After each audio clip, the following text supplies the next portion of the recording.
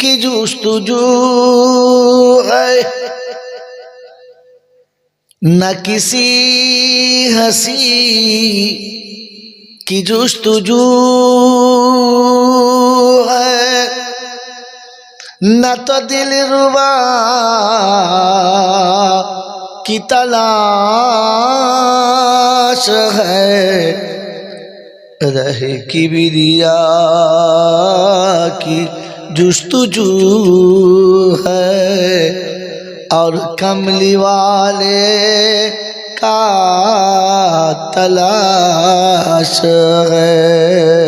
अल्लाहुम्मा सल्ली अला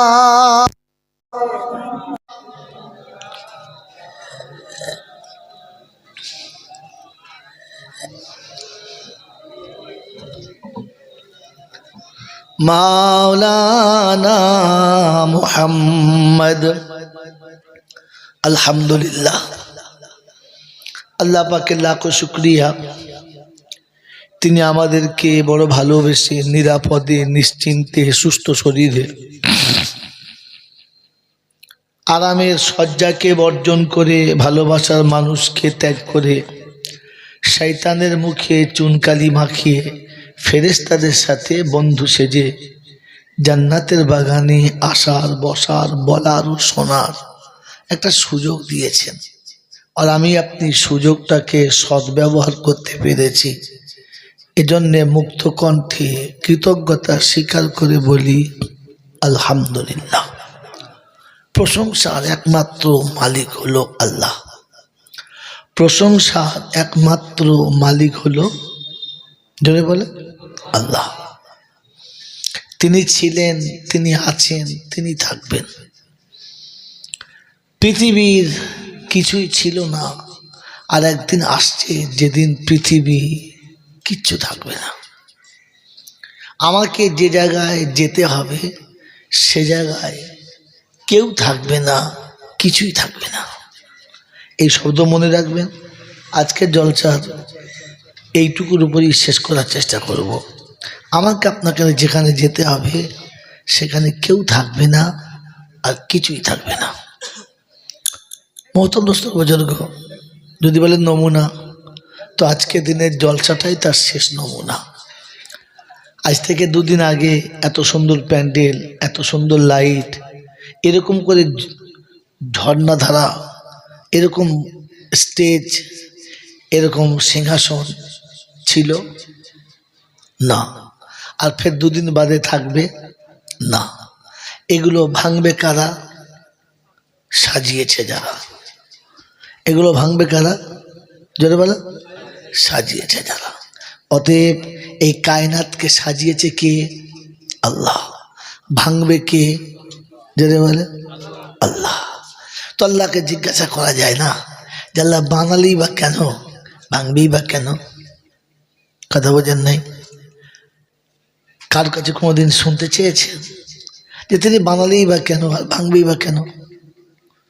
একজন মানুষ কত আশা করে আলিশান বিল্ডিং করেছে, কোটি কোটি টাকা লস করে, ফির বালিশান বানানোর পরেও তাকে চলে যেতে হবে কেন? কখনো জিজ্ঞাসা করি নাই, জানার ইচ্ছা যায় নাই। কারণ ধর্ম জানাটা আমাদের কাছে কি একটা কমেডিয়ান হয়ে গেছে। মন যদি চায় কিছু জানতে, জানবো, জানবো, না জানবো, না জানবো। আমি কি কম জানি নাকি? আমি অনেক কিছু জানি। এই যে আমি অনেক কিছু জানি, এই এই এই শব্দটা নাফরমানদের। এই শব্দটা যদি বলে নাফরমানদের। সব জানার পরে যারা ভাবে এখন আমার জানা হলো না, এখন আমার ঠিক মতো জানা হলো না, এই শব্দ হলো ঈমানদারদের। এখানে আমি অনেকবার এসেছি, এ কথা এর আগে বলি নাই, কারণ তখন এই মাহল ছিল না, পরিবেশ ছিল না। আজকের পরিবেশ যেমন পেয়েছি আল্লাহ তেমন বলাচ্ছে, তেমন বলছি। আল্লাহ পাকের জাতের কসম, স্টেজে ওঠার আগে এই কথাটা আমার জানা ছিল না, তিনি এখনই দিলেন, এখন আপনাকে দিয়ে দিলাম। কি বললাম বলেন? কি শব্দ বললাম? যারা বলে মোটামুটি আমরা জানি বই কি, একেবারে অজ্ঞ নয়, মূর্খ নয়, আমরাও কিছু জানি। এই শব্দ কাদের? নাফরমানদের। আর অনেক কিছু জানার পরে যেভাবে এখন আমার ঠিক সম্পূর্ণটা জানা হলো না, এই শব্দটা কাদের? ইমানদারদের। এবার আপনারা বসে বসে ভাবেন আপনার কোন দলের, ইমানদারদের দলে না নাফরমানদের দলে? ওটা আপনি নিজে ভেবে নেন। কারণ ওষুধ খাওয়ার পরে রুগীকে ভাবতে হবে জ্বর ছেড়েছে কিনা। ডাক্তার তো ওষুধ দিয়ে দিয়েছে, কি ডাক্তার ওষুধ দিয়ে দিয়েছে, এবার রুগীকে ওষুধ খাওয়ার পরে খানিকক্ষণ বাদে ভাবতে হবে আমি যে ট্যাবলেটটা খেলাম তাতে জ্বর ছাড়লো কি, জেনে বলো।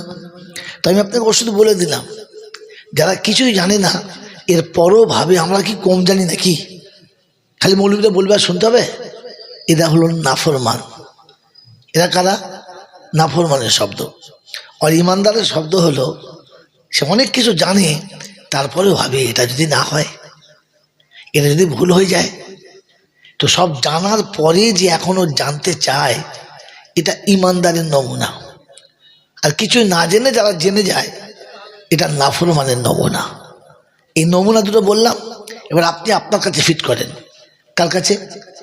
ভাই ভাই কথা বলে না, এই ভাই কথা বলো না, কথা বলো না, বলো। এই নমুনা দুটো নিজের কাছে ফিট করেন। আমি কি ইমানদারের খাতায় পড়ি? বলেন পড়ি? ভেবেছেন নমুনা নিয়ে? এতক্ষণ যে বলছি কথাটা, কখনো ভেবেছেন যে আমি আমাকে জিজ্ঞাসা করেছি যে আমি ইমানদারের খাতায় পড়ি? বলে ইমানদারের নমুনা হলো সব জানার পরেও ভয় করে যদি এটা না হয়, যদি ভুল হয়ে যায়। এটা ইমানদারের নমুনা। বলেন আমাকে দেখে মনে হয়, আজও পর্যন্ত জিজ্ঞাসা করি নাই, দাড়িটা যে আমি দেখেছি এই দাড়িটা এরকম রাখা কি ঠিক হয়েছে? রাসূলের দাড়ি কি এরকম ছিল? সাহাবীদের দাড়ি এরকম ছিল? আমার আল্লাহওয়ালা ভাইয়েরা, আমি আমার বাড়িতে যখন কোনো কাজ করি কখনো ভেবে দেখেছি আমার এই কাজটা নবীর সুন্নত মোতাবেক হচ্ছে কি না? আমার এই কাজটা নবীর সাহাবীদের সঙ্গে মিল খাচ্ছে কিনা? এই ভয় মনে রেখে যদি কখনো ওলামাদের কাছে জিজ্ঞাসা করতে চায় যে হুজুর এটা কেমন করবো বলুন তো, তাহলে বুঝবেন লোকটা ইমানদার। কোনো মৌলবীকে জিজ্ঞাসা করলো না, কোনো আলেমকে জিজ্ঞাসা করলো না, পাড়ার মৌলবী পকেটের টাকা, বাস প্যান্ডেল খাটিয়ে মাইক লাগে ভম ভম করে জলসা দিয়েছে, জানবেন এটা হচ্ছে নাফরমানদের নমুনা। কাদের নমুনা? যদি বলে হচ্ছে জলসা, কিন্তু এগুলো শয়তানি আমল, নাফরমানদের নমুনা।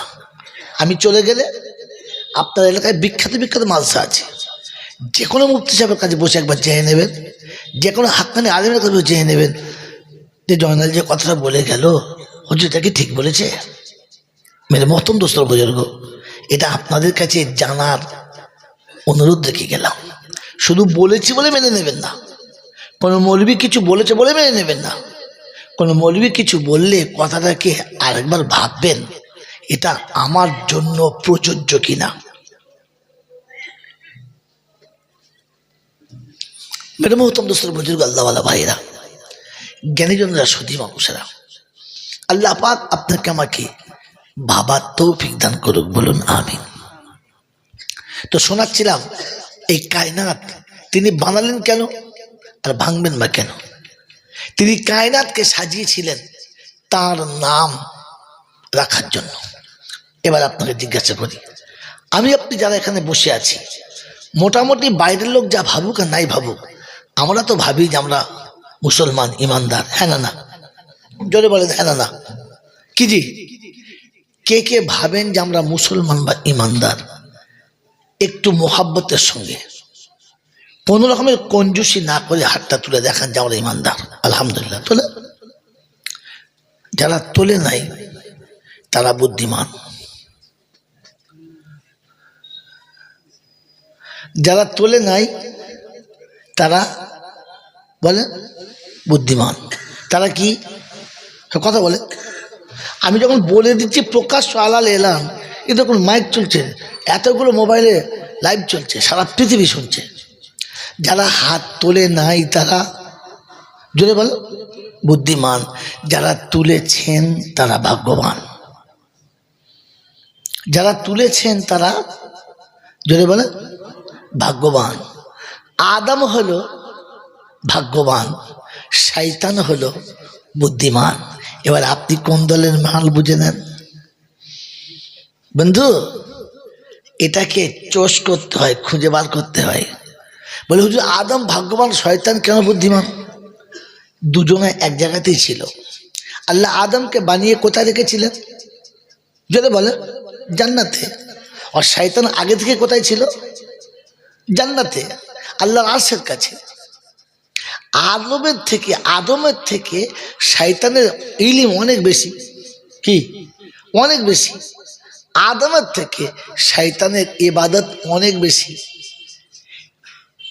শয়তান ইবাদত করে ফেরেশতাদের ইমাম হয়ে গেছে, মুআল্লিমুল মালায়েকা হয়েছে। আদম জমিনে এসে কাবাকে সেজদা করে তোয়াফ করেছে, আর শয়তান 44 বছর 46 বছর রেবায়তে দেখতে পাচ্ছি 46 44, তো 44 ধরুন, 46 বাদ দিন, তো 46-এর ভেতরে তো 44 আছে নাকি?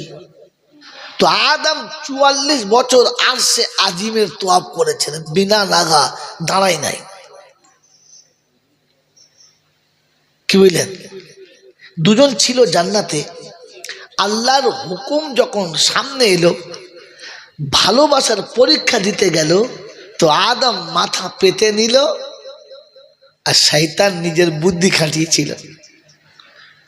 আল্লাহ এটা কি করছেন? আপনি তো বলেছেন আমাকে ছাড়া কাউকে সেজদা করা যাবে না, তো আদমকে কেন করতে বলছেন? তাছাড়া খালাকতাহু মিন নারিন ওয়া খালাকতাহু মিন তিন, আপনি আমাকে আগুনে বানিয়েছেন, ওকে মাটিতে। মাটির খাসিয়াত হলো নিচে চলে আসা, আর আগুনের খাসিয়াত হলো উপরে যাওয়া। অতএব আগুন আর মাটি যদি সংঘর্ষ হয়, মাটি পুড়ে ছাই হয়ে যাবে, আগুনের কিচ্ছু হবে না। অতএব আমার সেজদা আদমের করা দরকার, আমি আদমকে করি, এটা বাঞ্ছনীয় না। তো আল্লাহ বলি এখানে বুদ্ধি খাটাচ্ছিস, এরপরে বুদ্ধি খাটাচ্ছিস, আমার হুকুমের উপরে বুদ্ধি খাটাচ্ছিস, অতএব ইন্নাকা রাজিম, দূর হয়ে যাও। আল্লাহ পাক শোনাচ্ছেন, যখন আমার আইনের সামনে তোর বুদ্ধি খাটাবি, আমার শব্দ মনে রাখবেন, বুদ্ধি খাটাবি, তখন তুই শয়তানের দলে চলে যাবি, আর মানুষের দলে তোর নাম থাকবে না। এখানে আমি কিন্তু বলি নাই তোর জ্ঞান চালাবি, তোর ইলিম চালাবি, বলি নাই। কারণ স্কুল কলেজ যত লেখাপড়া শেখানো হয়, এতে মানুষের বুদ্ধি বাড়ে, জ্ঞান বাড়ে না। এটা মাই চ্যালেঞ্জ। আমার পরে কোনো বক্তার বলবে কিনা জানি না, এর আগে আপনার কাছে বলেছি কিনা জানি না। পৃথিবীর শিক্ষায় মানুষ যত শিক্ষিত হয়, তাতে তার বুদ্ধি বাড়ে। কি বাড়ে? তার টেকনোলজি বাড়ে, কিন্তু তার জ্ঞান বাড়ে না। কথা বোঝেন নেই? জ্ঞান আলাদা জিনিস, বুদ্ধি আলাদা জিনিস। জ্ঞান আলাদা জিনিস, বুদ্ধি যদি বলে আলাদা জিনিস। জ্ঞান বাড়লে গুণ বাড়ে, সদা মনে রাখবেন। জ্ঞান বাড়লে তখন তার ভিতর থেকে গুণ বাড়ে, আর বুদ্ধি বাড়লে তখন তার অধঃপতনের রাস্তা সে নিজেই গড়ে। শব্দ নোট করবেন। জ্ঞান বাড়লে তখন তার গুণ বাড়ে, আর বিদ্যে বাড়লে তার অধঃপতনের রাস্তা সে নিজেই তৈরি করে। মেরে অত্যন্ত ছোট বুজুর্গ, শিক্ষা বেড়েছে, তাই মা বোনের ইজ্জত ফুটপাতের তেজপাতার মতো বিক্রি হচ্ছে। যেমন তেজপাতা চুষে ফেলে দেয়, কেউ খায় না। এখন মেয়েদের অবস্থা ওই রকম, যে জায়গায় পাচ্ছে চুষছে, আর তারপর ফেলে দিচ্ছে, আর কোনো সালা বিয়ে করতে চায় না। এসব জলসা শুনলে আর আমার দাওয়াত হবে না। এলাকার লোকেরা বলে মাল করতে কিনেছে। হ্যাঁ না, সরকার কিন্তু ওদের দলে। কাদের দলে? সরকার ওদের দলে। কিরকম? 18 বছর আগে যখন বেশ লোভনীয় হয়েছে, তখন বিয়ে দিলে সরকার বলতে হবে না, আর 16 বছরের পরে মল চিবিয়ে ফেলে দিয়েছে, আর বিয়ে যখন হবে না তখন কোনো শালা ওর বিয়ে দেওয়ার চিন্তাও করবে না। এলাকায় এতগুলো মেয়ে বয়স হয়ে আছে, তাদের যে বিয়ে দিতে হবে কারোর ফিকির আছে? আছে? আছে? থানায় আছে, পুলিশের আছে, MLA আছে? নাই। 800 টাকা বিয়ে দিলে সব সালা বাতি তখন লাভ। হ্যাঁ, সালা যখন বিয়ে করতে চাচ্ছে দিয়ে দে, ও পাপ থেকে বেঁচে যাক, তখন ওকে বিয়ে করতে দিলে না। আর ও যখন দোকান খুলে বসে আছে, খদ্দের আসে না, তখন কোনো শালাও যায় না। এর থেকে আর খারাপ ভাষা বলতে পারলাম না। কথা বুঝে এসছে বাবাজি? হ্যাঁ, এই জন্য জলসা শুরু একটা টপি বলছি, এটা টপিটা নিয়ে যাবেন। দুটো জিনিস অল্প পয়সায় কিনবেন না। কি কি বলেন তো? কই জানা বেটা, এটা এই দুটো জিনিস অল্প পয়সায় নেবেন না। কি কি বলেন তো? জানেন না? জানেন? বলেন জানেন? জানেন না। চিকিৎসা অল্প পয়সায় করবেন না, তাতে অদূর ভবিষ্যতে মৃত্যু আপনাকে হাতছানি দেবে, শান্তি পাশে আসবে না। চিকিৎসা কখনো অল্প পয়সায় কমা ডাক্তার দিয়ে করাবেন না, কারণ ওই আপনাকে মেরে দেবে, আপনি বুঝতেই পারবেন না। কথা ভুল বললাম? ঠিক বললাম? ঠিক তেমনি শিক্ষা কখনো অল্প পয়সা দিয়ে শিখবেন না, তাহলে বিদ্যা শিখতে গিয়ে এমন বাঁধরামও শিখে আসবেন যে আপনার পাশে আর বসা যাবে না, পাতে দেওয়া যাবে না। শিক্ষার চিকিৎসা এই দুটোকে একটু উচ্চমানের দিতে হয়। কথা বুঝে এসছে বাবাজি? হ্যাঁ না বলে? এই জন্য আল্লাহওয়ালা ভাইরা, জ্ঞানীজনরা, বুদ্ধিজীবীরা কথা ভাবার চেষ্টা করবেন, কথা ভাবার চেষ্টা করবেন, কাজ হবে ইনশাল্লাহ। তো কি শোনাচ্ছিলাম? কি শোনাচ্ছিলাম? সাথে ভুলে গেছি। আচ্ছা, আপনারা যদি এখনই ভুলে যান, তা আমার যে এত কষ্ট করেছে বলছি, আর বাড়ি যাবে? আরে ভাই, কমপক্ষে নিজের বিবি বাচ্চা পর্যন্ত কথাটা পৌঁছাবেন, আর কারো কাছে পৌঁছান আর না পৌঁছান, মানে এটা আপনার জিম্মেদারি। কিয়ামতে আপনাকে এই বিষয়ে জিজ্ঞাসা করা হবে। আপনি ফেঁসে যাবেন, আমি ফেঁসে যাব, তাই দুজনা যাতে বেঁচে যাব, সেটা হচ্ছে আমাকে মনে করে বলে দিতে হবে, আর আপনাকে মনে করে বাড়ি পর্যন্ত নিয়ে যেতে হবে। চেষ্টা করবেন ইনশাল্লাহ? চেষ্টা করবেন ইনশাল্লাহ?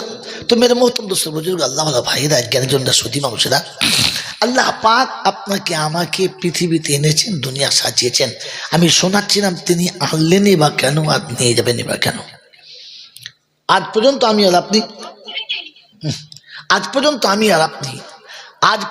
আর আপনি কখনো ভাবি নাই, ভাবার চেষ্টাও করি নাই যে তিনি কায়নাতকে সাজালেন কেন, আর ভাঙবেন বা কেন? করেছি? করি নাই। মতন্দ বুজুর্গ ঠান্ডা মাথায় বলেন, এই পৃথিবীতে আমরা যারা ইমানদার, আমাদের দাম কতটা? এই পৃথিবীতে আমরা যে ইমানদার, টুপিদাড়িওয়ালা লোক, আমাদের দাম কতটা? কেউ কখনো নিজের দাম ভাবি না। যদি ভাবতাম, তাহলে মুসলমানের গায়ে হাত দিতে গেলে কিয়ামত পর্যন্ত কোনো রকমের দুশমনকে ভাবতে হতো। হাতে যদি বুঝতে পারতো তার ক্ষমতা কতটা, তাহলে পৃথিবীর কোন মানুষ তার নাকে দড়ি দিয়ে ঘোরাতে পারত? যদি বলে, গরু যদি জানতো তার ক্ষমতা কতটা, তাহলে তার বুকের দুধ চুষে তোর ছেলে খাবে, আর তার বাচ্চা না খেয়ে উপোস যাবে, এটা হতো না। গোয়ালার বুকে এমন লাত মারতো না যে কিয়ামত পর্যন্ত বিবির কাছে আর শুতে পারতো না। পাঁজরের হাড় পিড় দিয়ে বেরিয়ে যেত এক লাতে। কিন্তু গরু তার ক্ষমতা বোঝে না। আমাকে ক্ষমা করবেন, আমি আপনি তার থেকে কমা না, কারণ আমরাও আমাদের ইমানের দাম বুঝি, যদি বলেন না।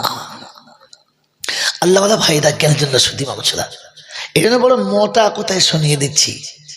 এই পৃথিবী আল্লাহ যে সাজিয়েছেন, কারো কাছে 1 কোটি, কারো কাছে 5 কোটি, কারো কাছে 100 কোটি, কারো কাছে 500 কোটি টাকা আছে।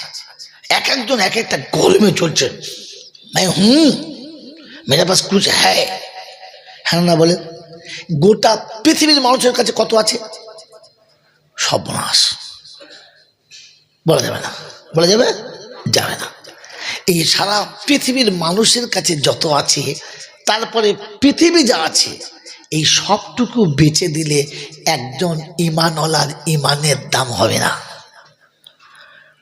যদি আপনি দেখাতে পারেন, আল্লাহকে সাক্ষী রেখে বলছি, আমি দেখাতে পারি না যে জিনিস, ও জিনিস বলি না। প্রথমে আমি ভেবে আসি যে এটা সত্যি বাস্তব কিনা। মেরে মহত্ব বুজুর্গ আল্লাহওয়ালা ভাইরা, মানুষ কোনো শখের আর আদরের জিনিস যখন লাখ টাকা দিয়ে কেনে, আর যখন সেই কাজটা তার দ্বারাই হয় না, তখন তাকে ডাস্টবিনে ফেলে দেয়। সেকেন্ড দেরি করে না, কারণ ওটাকে আবর্জনা ভাবে। মেরে মহতম দোস্তর বুজুর্গ, এই কায়নাতের মধ্যে যেদিন একজন আল্লাহ বলনেওয়ালা থাকবে না, লা ইয়াবকা ফিল আরদি আল্লাহ আল্লাহ, একজন আল্লাহ বলনেওয়ালা জমিনে যেদিন থাকবে না, লাফাসাদাতা, তো রাব্বে জুল জালাল বলে সেকেন্ডে ধুনে দেবো, গুঁড়ো করে দেবো, এই পৃথিবী বলে কিছু রাখবো না। তাহলে একজন আল্লাহওয়ালার আল্লাহ বলার দাম কতটা?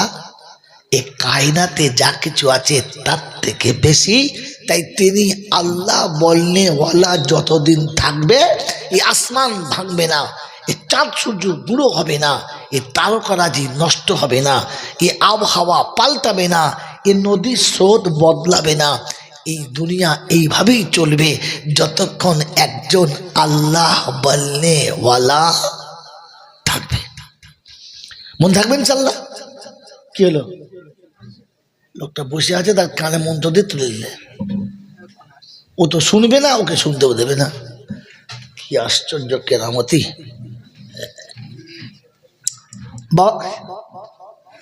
বাবাজিরা, সোনারা, লালেরা, তাহলে একজন আল্লাহ বলনেওয়ালার দাম সারা পৃথিবীর সমস্ত সম্পদের থেকে বেশি। এটা যদি আমি বুঝতে পারতাম, তাহলে আমাকে কেউ টাচ করলে ভাবতে হতো, হ্যাঁ না, এই কথা যে আমি বললাম,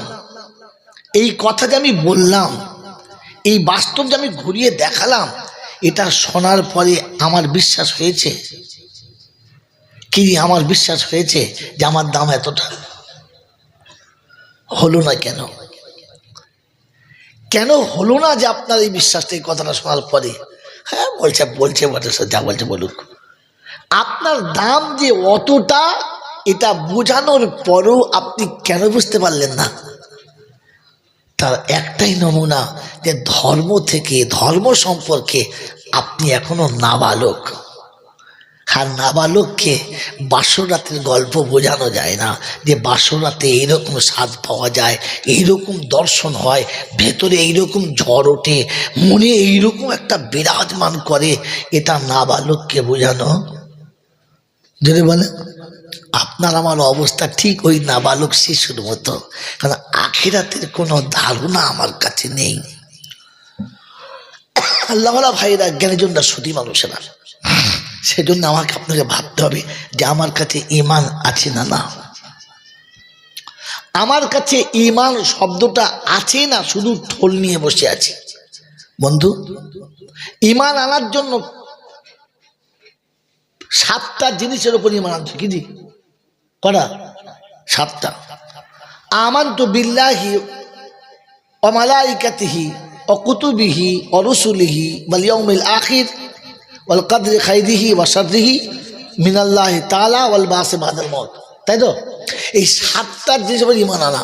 7টার মধ্যে যদি একটা না থাকে, তো তাকে আর ঈমানদারের খাতায় তোলা যাবে? যদি বলে যাবে না। কি যে যাবে না। মেরে মহতরম দোস্তর বুজুর্গ, এই 7টার মধ্যে একটা হলো ওয়াল ইয়াউমিল আখির, আখিরাতের প্রতি বিশ্বাস করা। হ্যাঁ না বলেন? যদি বলেন কথা বলেন, তাহলে আমি বোঝার মতো বলবো, আর তা নাহলে আর 5টা বক্তার মতো এখন গল্প শুরু করব কানে হাত দিয়ে। আপনারও বাঁশ যাবে, আমারও যাবে। কবরে গিয়ে আমাকেও মার খেতে হবে, আপনাকেও খেতে হবে। এই জন্য নিজের পিঠ বাঁচান, আমাকে বাঁচাতে দেন। বলেন একবার ঠান্ডা মাথায় বলেন, কি জি ইমান আমার কাছে আছে না না, এ বিষয়ে আমি কখনো ভাবি না। কারণ আখিরাতের প্রতি ইমান রাখা হলো ইমানের একটা অঙ্গ। কি জি ইমানদার আখিরাতের কথা ভাবে, দুনিয়ার কথা ভাবে না। দুনিয়া কত গেল কত এলো কি হলো না হলো ভাবে না। ইমানদার ভাবে আখিরাত যেন আমার নষ্ট করব না, কারণ ওটা আমার আসল খেতি বাড়ি, ও জায়গায় আমাকে চিরস্থায়ী থাকতে হবে। এই জায়গা তো আজকে আছি কাল থাকবে না। এটা ইমানদারের নমুনা। কি বলি, আল্লাহ তুমি সত্য বলিয়ে নাও, কারণ আমার কাছে ইলমের কিচ্ছু নেই, যা আছে তোমার কাছে। মেরে মোহতরম দোস্তর, বুজুর্গ, আল্লাহ ওয়ালা ভাইরা, আখিরাতের ভরসা হচ্ছে ইমানের খুঁটি। কথা বলতে থাকবেন ইনশাআল্লাহ। তার নমুনা হলো বিশ্বনবী জনাবে মুহাম্মদ রাসূলুল্লাহ সাল্লাল্লাহু তাআলা আলাইহি ওয়াসাল্লাম ফজরের নামাজ পড়ে বসতেন, সাহাবীরা গোল করে বসতেন, নবী কিছু কথা তাদেরকে নসিহতমূলক বলতেন এবং তারা শুনতেন, দোয়া দিতেন, চলে যেতেন। সাহাবীদের মধ্যে লক্ষ্য হয়েছে একজন সাহাবী ফজরের নামাজ পড়ে উঠে চলে যাচ্ছে, রাসূলের পাশে বসেন নাই। একদিন দুদিন গেছে, তো সাহাবীদের মধ্যে একটা গুঞ্জন সৃষ্টি হয়েছে, কথা তৈরি হয়েছে যে মনে হচ্ছে লোকটা মুনাফিক হয়ে গেছে। কেন বলছে, রাসূলের পাশে নামাজের পরে একটু বসে না, তার মানে নামাজটা দায় সেরে পালাচ্ছে, মাল মুনাফিক, মুসলমান না। নামাজ পড়ে মসজিদে কিছুক্ষণ বসাটা ইমানের লক্ষণ। কি এই সত্যগুলো বলবো না বলবো ইনশাল্লাহ। নামাজের পরে মসজিদে কিছুক্ষণ বসাটা ইমানের লক্ষণ, আর সালাম ফিরিয়ে পুক করে পালানো এটা হলো মুনাফিকের লক্ষণ। এবার আমাকে জিজ্ঞাসা করি, আমি কে? দাড়ি তো আছে, মাশাআল্লাহ দাড়ি আছে, বড় পাঞ্জাবি আছে, এ তো ভাড়া করে পাওয়া যায়। আপনাদের দেশে হয় কি না, আমাদের বিয়ের দিন সব ভাড়া করে, এরকম পাওয়া যায়? হ্যাঁ, মাল ভাড়া করা মাল তো সব। বাবাজি, নামাজের পরে আল্লাহর করে একটু বসা এবং আল্লাহর ধ্যানে বসা, এটা ইমানদারির আলামত। আর নামাজ কোন রকমে পড়ে তাকবীর হচ্ছে আর ঢুকেছে আর সালাম ফিরিয়ে মাল পালিয়েছে, এটা কিসের লক্ষণ? জোরে বলেন। এবার আমাদের দেশে তো মুসল্লি আছে, সকালে বসে করে ভাববেন, যখন চলে যাবে তখন পাশের লোকটা এরকম করে বলে, ওই তা বুঝ তখন বুঝতে হবে মালটা সেই মালটা।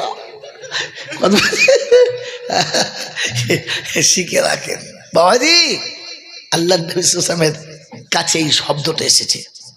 কি ব্যাপার, তোমরা কি আলোচনা করছো?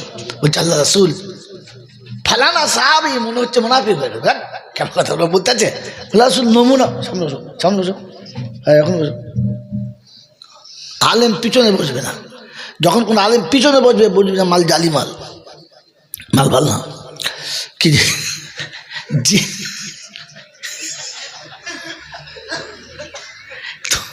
তোমাদের দেশে সবজি বিক্রি হয় তো, দেখবে যে বেগুনটা কানা, যেটা বেঁকা, যেটা ঢাকা থেকে ফুড়ে মাল তুবড়ে গেছে, দোকানদার ওগুলো ঠিক পিছন থেকে সরিয়ে রাখে, আর সলিড মালগুলোকে সামনে দেয়। মানে ওগুলো দেখে কপাক করে খদ্দের পড়বে আর তলা দিয়ে মালটা ঘুরিয়ে দেয়, যা চলে। তাহলে পিছনে যাওয়া মানে কি? জালি মাল। আলেমরা পিছনে কি বসবে? হাফের পিছনে কি বসবে? ও সামনে থাকবে, ইমাম সাহেব লোক। হ্যাঁ, মোতালিকে সামনে দিয়ে পিছনে নামাজ পড়াচ্ছে, হবে নামাজ হবে? হবে না। মোতাল্লি তো মোতালি ইমামের থেকে আগে দাঁড়িয়েছে, এই সালা টাকা দিয়ে রেখেছে তো যদি কিয়ামত পর্যন্ত নামাজ পড়বো, সালাম নামাজ হবে? হবে না। সেই জন্য আলেমদের পিছনে রাখবেন না, আগিয়ে দেবেন। মোহতরম দোস্তর, বুজুর্গ, আল্লাহ ওয়ালা ভাইরা, কথা শোনাচ্ছিলাম যে সাহাবী উঠে চলে যাচ্ছে, আল্লাহ রাসূলের কাছে কথাটা গেল, যে রাসূল এই ভাব বলে, আচ্ছা ঠিক আছে, পরের দিন ফজরের নামাজ পড়ে রাসূল বসেছেন, সাহাবী চলে যাচ্ছে। আল্লাহ রাসূল ডাকলেন, বাবা শোনো। জি, আমি রাসূল বসে আছি, কিছু কথা বলার জন্য। আমার কাছে বসতে মন চায় না। তো আল্লাহ রাসূলের সাহাবী মাথা নিচে করে বললেন, আল্লাহ রাসূল, আমার মা বাপ আপনার পায়ে কুরবান যাক, দিল তো চাই এখানেই থাকি, উঠবো না, কিন্তু একটা অসুবিধা আছে। সমস্ত সাহাবীরা চিন্তা করছে, অসুবিধা? বুদ্ধিমান, একটা অসুবিধা আছে। আল্লাহ রাসূল বললেন, আমাকে বলা যায় না অসুবিধাটা? আমাকে বলা যায় না? তো বললেন, ইয়া রাসূলুল্লাহ, বলা যায়, কিন্তু কথাটা গোপন, একটু নিরিবিলি হলে ভালো হয়। এ দেখুন ইমানদারের লক্ষণ। কিছু মাথা মোটা দেবেন, হক কথা বাবা, আমি চুপ করে বলি, আমার লজ্জা নাই। তার বুঝতে পারি সারা বিহায়ার জন্মের ছেলে, বাপদাদার লজ্জা নাই, তাই তার রক্তও লজ্জা নাই। সত্য কথা বলার জন্য স্থানকাল পাত্র নির্বাচন করতে হয় এবং সেটা ভদ্রতার সঙ্গে বলতে হয়। মনে থাকবে ইনশাল্লাহ। বিবি বলে ওই গোপালপুর কি এক গোপালপুরের বাজারে চুমো খাওয়া চলে, লোকে কি বলবে? সেটাকে মারবে, বলবে না আমার বউ নিবা ভারত লিয়া। বিয়ে করা বিবিকে চুমো খেতে গেলে একটু পর্দা চাই, আড়ালে চাই, সবার সামনে উচিত নাই, হ্যাঁ না?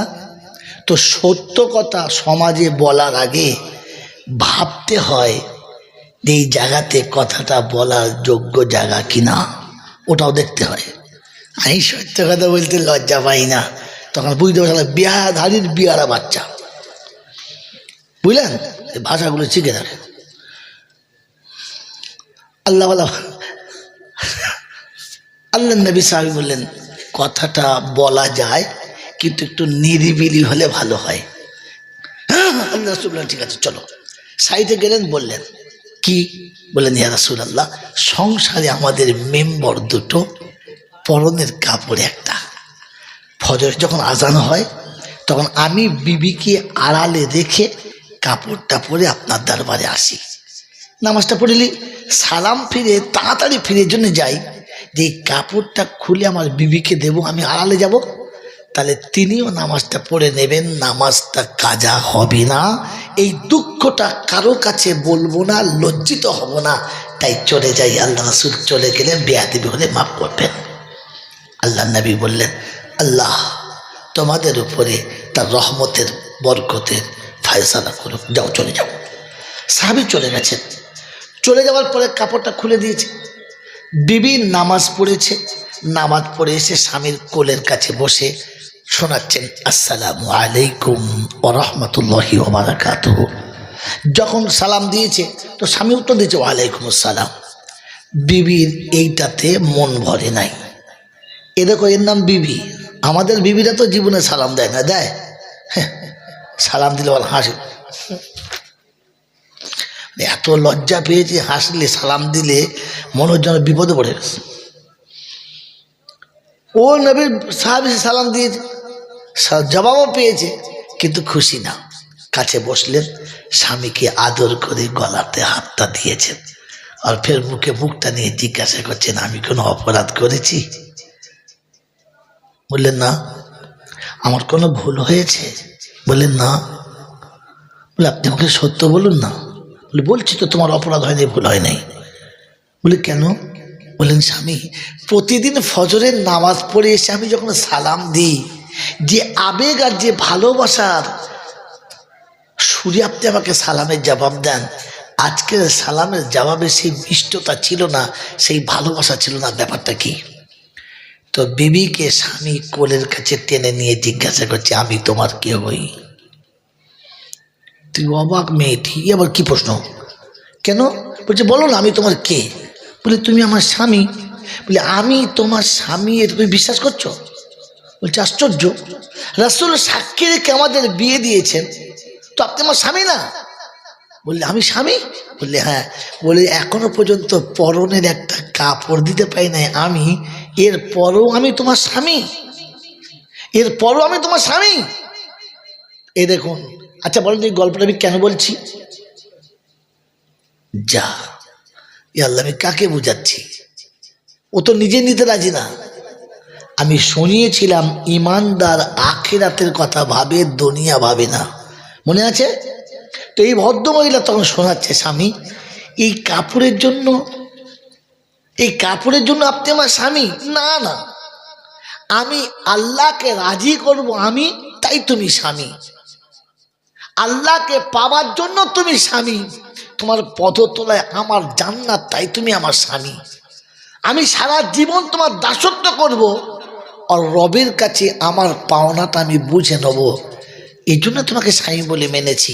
ও স্বামী, যে কাপড়টা তুমি আমাকে দিয়েছো, তুমি বলছো একটু বাদে মরে যাব, এই কাপড়টাও পাড়ার লোকেরা খুলে নেবে, আমাকে দেবে না। আমি তো জান্নাতের পোশাক পরবো, এই আশা নিয়ে অপেক্ষা করে বসে আছি, এই আশা নিয়ে অপেক্ষা করে বসে আছি, কারণ দুনিয়ার পোশাকে আমার কোনো আশা ছিল না, আমি জান্নাতের আশায় বসে আছি। বিবি স্বামীকে জড়িয়ে ধরে ডুকরে কেঁদে বলেছে, বাহ বিবি বাহ। আর বিবি স্বামীকে জড়িয়ে ধরে বলেছে, সাব্বাস স্বামী। মেরে মুহতদস্ত বুজুর্গ, আখিরাতের কথা ইমানদার ভাবে, দুনিয়ার কথা ভাবে। জোরে বলেন ভাই, জোরে বলেন। দুনিয়ার কথা ভাবে। এবারে আমার আপনার নমুনা, জলসা হচ্ছে সমীক্ষা জায়গা, ভাবার জায়গা। বলেন আমার আপনার নমুনা। আজকের আমি আপনি আমার আপনার নিজের সন্তানের কথা এটা ভাবি, যেন আমি কিছু করে দিয়ে যাই, ভবিষ্যতে যেন করে খেতে পারি, ওর জন্য ভবিষ্যতে কোনো অসুবিধা হয় না, হ্যাঁ না না? তাই তাকে কলেজে, মিশনে, দামি দামি কি ইউনিভার্সিটিতে পড়িয়েছি, ও ভবিষ্যতে কিছু করে খেতে পাবে। মাদ্রাসায় ছেলেকে পড়াবো না, কারণ ওখানে দিলে ওর ভবিষ্যতে আর কিচ্ছু হবে। এর আখিরাতে বিশ্বাস আছে? এ তো নিজেই ইমান হারিয়ে কবরে যাচ্ছে, আর ছেলেটাকেও ইমান হারার রাস্তাতে বসিয়ে দিয়ে যাচ্ছে। এরপরে মিলাদ দিয়ে দরুদ দিচ্ছে, সল্লু আর সল্লু। ফেরেশতা বলছে ছিলে দেবো একদম, কারণ সল্লুওয়ালা ইমানদারকে পড়তে বলেছি, তোর মতো গুনেগারের না। তুই তো আখিরাত বিশ্বাসই করিস না। তোর যদি আখিরাতে বিশ্বাস ছিল, তাহলে তোর জন্ম দেওয়া ছেলেগুলো কোরআন ছেড়ে কি করে খ্রিস্টানের বাচ্চার মধ্যে দাঁড়িয়ে মুতে প্যারে মুছে দিল? তোর যদি আখিরাতেই বিশ্বাস ছিল, তো জিন্দেগিতে তোর ছেলে মাথায় টুপি দিয়েছে যতবার, তার থেকে 100 বার বেশি গলাতে চার্চের ফাঁসি টেনে প্রমাণ করালো যে আমি খ্রিস্টানের বাচ্চা, মুসলমান না। তার গলাতে টাই পরতে গর্ববোধ করে, কিন্তু মাথায় টুপি চাপিয়ে দিলে লজ্জা বোধ করে, হ্যাঁ না বলে? জোরে বলে। আপনি কোন দরজার ইমানদার? আপনি কোন ক্যাটাগরির ইমানদার? কোন ইমানের উপরে ভরসা করে বলছেন যে আল্লাহ এত কাঁদছি? আল্লাহ বলছে ইমান আছে নাকি খুঁজে দেখ, আগে ভেবে দেখ তোর ইমান আছে কিনা। ইমানদার আখিরাতের কথা ভাবে। মেয়েটা বিয়ে দেওয়ার সময় একবারও ভাবলি না, যার হাতে তুলে দিচ্ছি ওর কাছে গেলে মেয়েটার ইমান থাকবে কি থাকবে না? যার হাতে আমি মেয়েটাকে তুলে দিচ্ছি ওই ছেলেটা আখিরাত বোঝে কি বোঝে না? যার বাড়িতে আমি আমার ছেলের বিয়ে দিচ্ছি ওই বাড়িওয়ালারা আখিরাত বোঝে কি বোঝে না? তুই কার বাড়ির কোন ঝাড়ের বাঁশ এনে কোথায় লাগালি যে ওই ওই এক বাঁশেতে গোটা বাড়িতে বাঁশ দিয়ে দিলে? আমার আল্লাহওয়ালা ভাইয়েরা জ্ঞান, তোমার কি মনে হয়েছে এটা এমএলএর মেয়ে, একে বউ করলে বিরাট কিছু হবে, ফুল বাঁশ যাবে এটা ভাবি নাই? বিরাট ডাক্তারের মেয়ে, বিরাট মাস্টারের মেয়ে, বিরাট প্রফেসরের মেয়ে। বলে ঠিক আছে, প্রফেসরের মেয়ে এলো, পুরো হাওড়া হাট খোলা ছিল, পাড়ার লোকেরা দেখে মজা নিল। তো ছেলে কি পেল? ছবড়া পেল। কি বুঝল? আবার কি বলবো বল? গোটা পৃথিবীর মানুষ চুষে নিল, আর তোর ছেলের ভাগে ছবড়া এলো। কি জি, ভাতের হাঁড়ির ঢাকনা নাই, প্ল্যাটফর্মে কেউ নাই, গোটা পেট ফাঁকা, গোটা পিঠ ফাঁকা। রিস্কায় বসে বসে বুড়ো বয়সে দাড়ি ছিঁড়ছে কাকা, সিজন চলে গেছে, কি বলবো, ছি ছি ছি ছি ছি ছি ছি। তুমি জেনে বুঝে ওই রকম একটা জাহান্নামীকে ঘরের বউ করে নিয়ে এলে, আর এরকম মৌলবীতে দোয়া করলে রব্বানা, ফেরেশতা বলছে আসতে বল, আসতে বল, আসতে বল, নেমো খারাপ কোথাকার। দোয়া, দোয়া ইমানদারদের হাতিয়ার, বেঈমানের না। তোর তো ইমানের গন্ধ খুঁজে পাওয়া যায় না। হ্যাঁ, আলু বাড়ি আলু চাষ করেছে, কোদালে পায় না, ট্র্যাক্টর চালাচ্ছে, ট্র্যাক্টর চালিয়ে দেখে মাল আলু নাই। তো আপনার আমার বুকে ট্র্যাক্টর চালালেও ইমান খুঁজে পাওয়া যাবে কিনা মুশকিল আছে। আমার আল্লাহ ভাইয়েরা, তো আখিরাতে বিশ্বাস করে যারা, আখিরাতে বিশ্বাস করে যারা, সন্তানকে প্রথম কোরআন শিখিয়েছে তারা। এখানে শুনিয়ে দিয়ে যাচ্ছি, কবরে যদি মুসলমান নিরাপদে বাঁচতে চাও, ছেলেদেরকে আলেম কিংবা হাফেজ করে যাও। হাসরে যদি বেহিসাব জান্নাতে যেতে চাও, তাহলে ছেলে মেয়েদের হাফেজ কিংবা আলেম করে যাও। কিয়ামতের ময়দান হবে, আল্লাহ ডেকে আরশের তলায় বসাবে, তোমাকে নাস্তা খাওয়াবে, আর তোমার ছেলেকে জান্নাতের সিঁড়িতে চাপাবে। পৃথিবীতে প্রতিটি পিতা তার সন্তান উচ্চ সিঁড়িতে চাপুক, এটা দেখলে খুশি হয়, হ্যাঁ না না? জোরে বলে।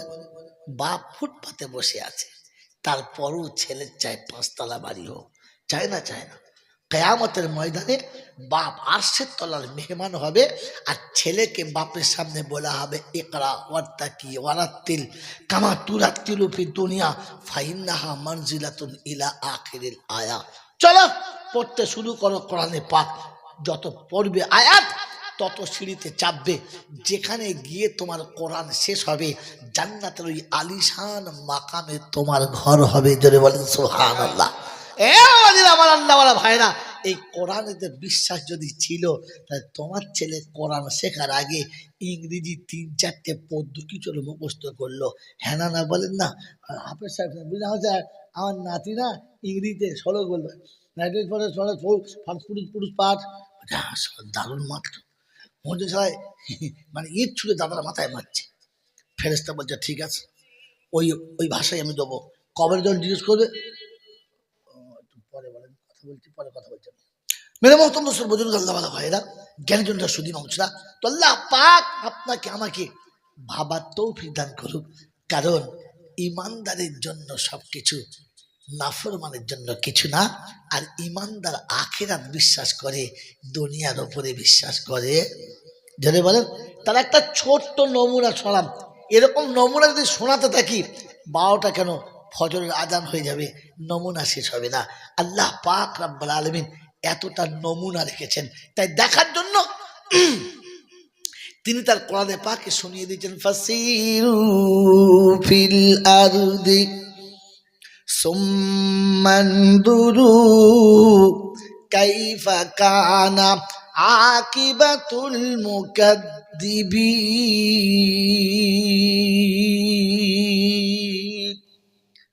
বিশ্ব ব্রহ্মাণ্ড দিয়েছি, তোমার ভ্রমণ করার অনুমতি দিয়েছি। পৃথিবী যখন ভ্রমণ করবে, আমি আল্লাহ আমার কানুনগুলো তুমি একটা একটা করে মিলিয়ে নেবে, সব তোমার চোখের সামনে দেখতে পাবে। আমি আল্লাহ পরীক্ষা নেওয়ার আগে পোস্টকে ওপেন করে দিই, আমার বান্দা যেন ফেল করে না।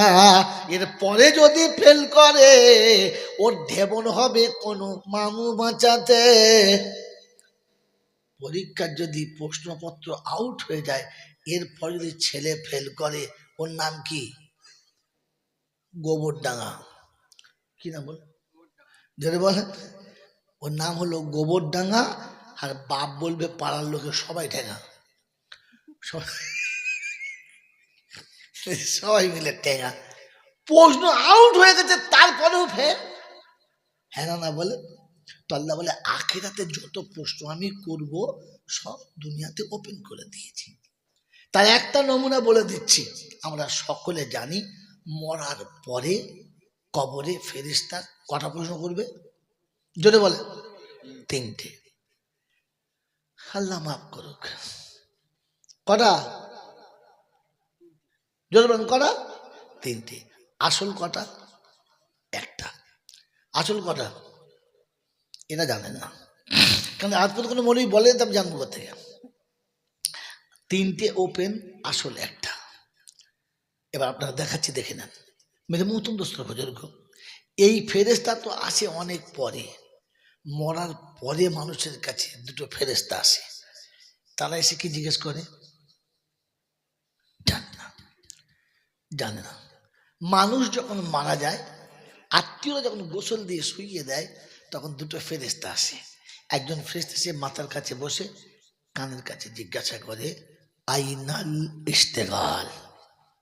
তুই যে বলতিস আমার খুব বড় কারখানা, বহু লোক আমার কাছে আছে, বিরাট চিন্তা, পাড়ার লোক আমার ছাড়া কোনো কাজ করে না, আমি ছাড়া কিছু হবে না, এই যে তোর ব্যস্ততা, তোকে ডাকলে বলতে বলছে তুমি বোঝেন, আপনি বোঝেন, আপনি আমাকে কি বিরোধ করছেন? নামাজ করছেন, সমাজে কত কাজ, আমি পুরো ব্যস্ত আছে, মরণের সময় নাই, আপনি আমার পিছনে অন্য কথা জানতে বলে না। তোর কানের কাছে ফেরেশতা জিজ্ঞাসা করে, আইনাল ইশতেগাল, সে তোর ব্যস্ততা কোথায়? আর পাশে আরেকজন জিজ্ঞাসা করে, জালাতিল মাল বাকিয়াতিল আমওয়াল, তোমার ফুটুনি সব শেষ, কি আছে দেখো। কি জুস্তজু না কিসি হাসি की जुस्तजू है, न तो दिल रुबा की तलाश है, रहे किबरिया की जुस्तजू है, और कमली वाले का तलाश है। अल्लाहुम्मा सल्ले आला।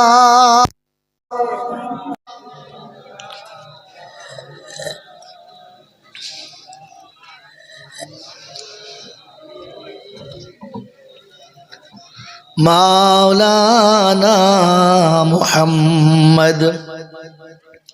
अल्हम्दुलिल्लाह, আল্লাহ পাকের লাখো শুকরিয়া, তিনি আমাদেরকে বড় ভালোবেসে নিরাপদে নিশ্চিন্তে সুস্থ শরীরে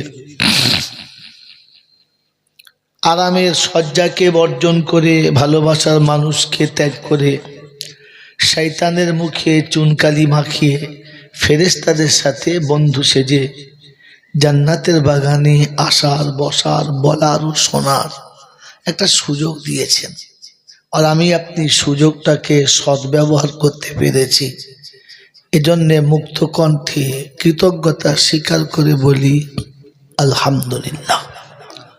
প্রশংসার একমাত্র মালিক হলো আল্লাহ, প্রশংসার একমাত্র মালিক হলো, জোরে বলে, আল্লাহ।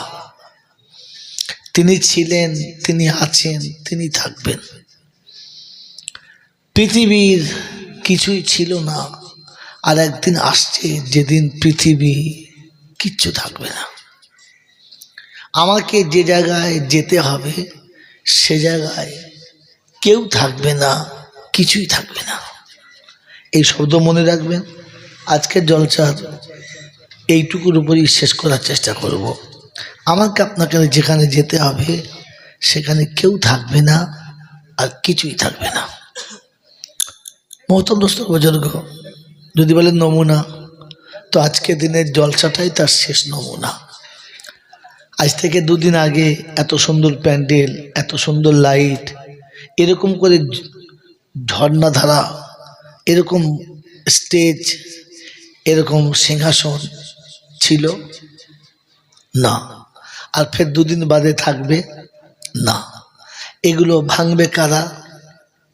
সাজিয়েছে যারা। এগুলো ভাঙবে কারা? জোরে বলো, সাজিয়েছে যারা। অতএব এই কায়নাতকে সাজিয়েছে কে? আল্লাহ। ভাঙবে কে? জোরে বলে, আল্লাহ। তো আল্লাহকে জিজ্ঞাসা করা যায় না যে আল্লাহ বানালি বা কেন, ভাঙবি বা কেন? কথা বোঝেন নাই? কার কাছে কোনোদিন শুনতে চেয়েছেন যে তিনি বানালেই বা কেন আর ভাঙবেই বা কেন? একজন মানুষ কত আশা করে আলিশান বিল্ডিং করেছে, কোটি কোটি টাকা লস করে, তিনি বালিশান বানানোর পরেও তাকে চলে যেতে হবে কেন? কখনো জিজ্ঞাসা করি নাই, জানার ইচ্ছা যায় না। কারণ ধর্ম জানাটা আমাদের কাছে কি একটা কমেডিয়ান হয়ে গেছে। মন যদি চায় কিছু জানতে, জানবো জানবো, না জানবো না জানবো। আমি কি কম জানি নাকি? আমি অনেক কিছু জানি। এই যে আমি অনেক কিছু জানি, এই এই এই শব্দটা নাফরমানদের। এই শব্দটা যদি বলে নাফরমানদের। সব জানার পরে যারা ভাবে এখন আমার জানা হলো না, এখন আমার ঠিক মতো জানা হলো না, এই শব্দ হলো ইমানদারদের। এখানে আমি অনেকবার এসেছি, এ কথা এর আগে বলি নাই, কারণ তখন এই মাহল ছিল না, পরিবেশ ছিল না। আজকের পরিবেশ যেমন পেয়েছি, আল্লাহ তেমন বলাচ্ছে তেমন বলছি। আল্লাহ পাকের জাতের কসম, স্টেজে ওঠার আগে এই কথাটা আমার জানা ছিল না, তিনি এখনই দিলেন, এখন আপনাকে দিয়ে দিলাম। কি বললাম বলেন? কি শব্দ বললাম? যারা বলে মোটামুটি আমরা জানি, কি জানি বই কি, একেবারে অজ্ঞ নয়, মূর্খ নয়, আমরাও কিছু জানি, এই শব্দ কাদের? নাফরমানদের। আর অনেক কিছু জানার পরে যেভাবে এখন আমার ঠিক সম্পূর্ণটা জানা হলো না, এই শব্দটা কাদের? ইমানদারদের। এবার আপনারা বসে বসে ভাবেন আপনার কোন দলের? ইমানদারদের দলে না নাফরমানদের দলে? ওটা আপনি নিজে ভেবে নেন। কারণ ওষুধ খাওয়ার পরে রুগীকে ভাবতে হবে জ্বর ছেড়েছে কিনা। ডাক্তার তো ওষুধ দিয়ে দিয়েছে, কি ডাক্তার ওষুধ দিয়ে দিয়েছে, এবার রুগীকে ওষুধ খাওয়ার পরে খানিকক্ষণ বাদে ভাবতে হবে আমি যে ট্যাবলেটটা খেলাম তাতে জ্বর ছাড়লো কি, জেনে বলো। তো আমি আপনাকে ওষুধ বলে দিলাম। যারা কিছুই জানে না এরপরও ভাবে আমরা কি কম জানি নাকি, খালি মৌলবীরা বলবে আর শুনতে হবে। এরা হলো নাফরমান। এরা কারা? নাফরমানের শব্দ। আর ইমানদারের শব্দ হলো সে অনেক কিছু জানে, তারপরেও ভাবে এটা যদি না হয়, এটা যদি ভুল হয়ে যায়। তো সব জানার পরে যে এখনো জানতে চায়, এটা ইমানদারের নমুনা। আর কিছু না জেনে যারা জেনে যায়, এটা নাফরমানের নমুনা। এই নমুনা দুটো বললাম, এবার আপনি আপনার কাছে ফিট করেন। কার কাছে? ভাই ভাই কথা বলে না, এই ভাই কথা বলে না, কথা বলে না, বলো। এই নমুনা দুটো নিজের কাছে ফিট করেন। আমি কি ইমানদারের খাতায় পড়ি? বলেন পড়ি? ভেবেছেন নমুনা নিয়ে? এতক্ষণ যে বলছি কথাটা, কখনো ভেবেছেন যে আমি আমাকে জিজ্ঞাসা করেছি যে আমি ইমানদারের খাতায় পড়ি? বলেন। ইমানদারের নমুনা হলো সব জানার পরেও ভয় করে, যদি এটা না হয়, যদি ভুল হয়ে যায়। এটা ইমানদারের নমুনা। বলেন আমাকে দেখে মনে হয়, আজও পর্যন্ত জিজ্ঞাসা করি নাই, দাড়িটা যে আমি দেখেছি, এই দাড়িটা এরকম রাখা কি ঠিক হয়েছে?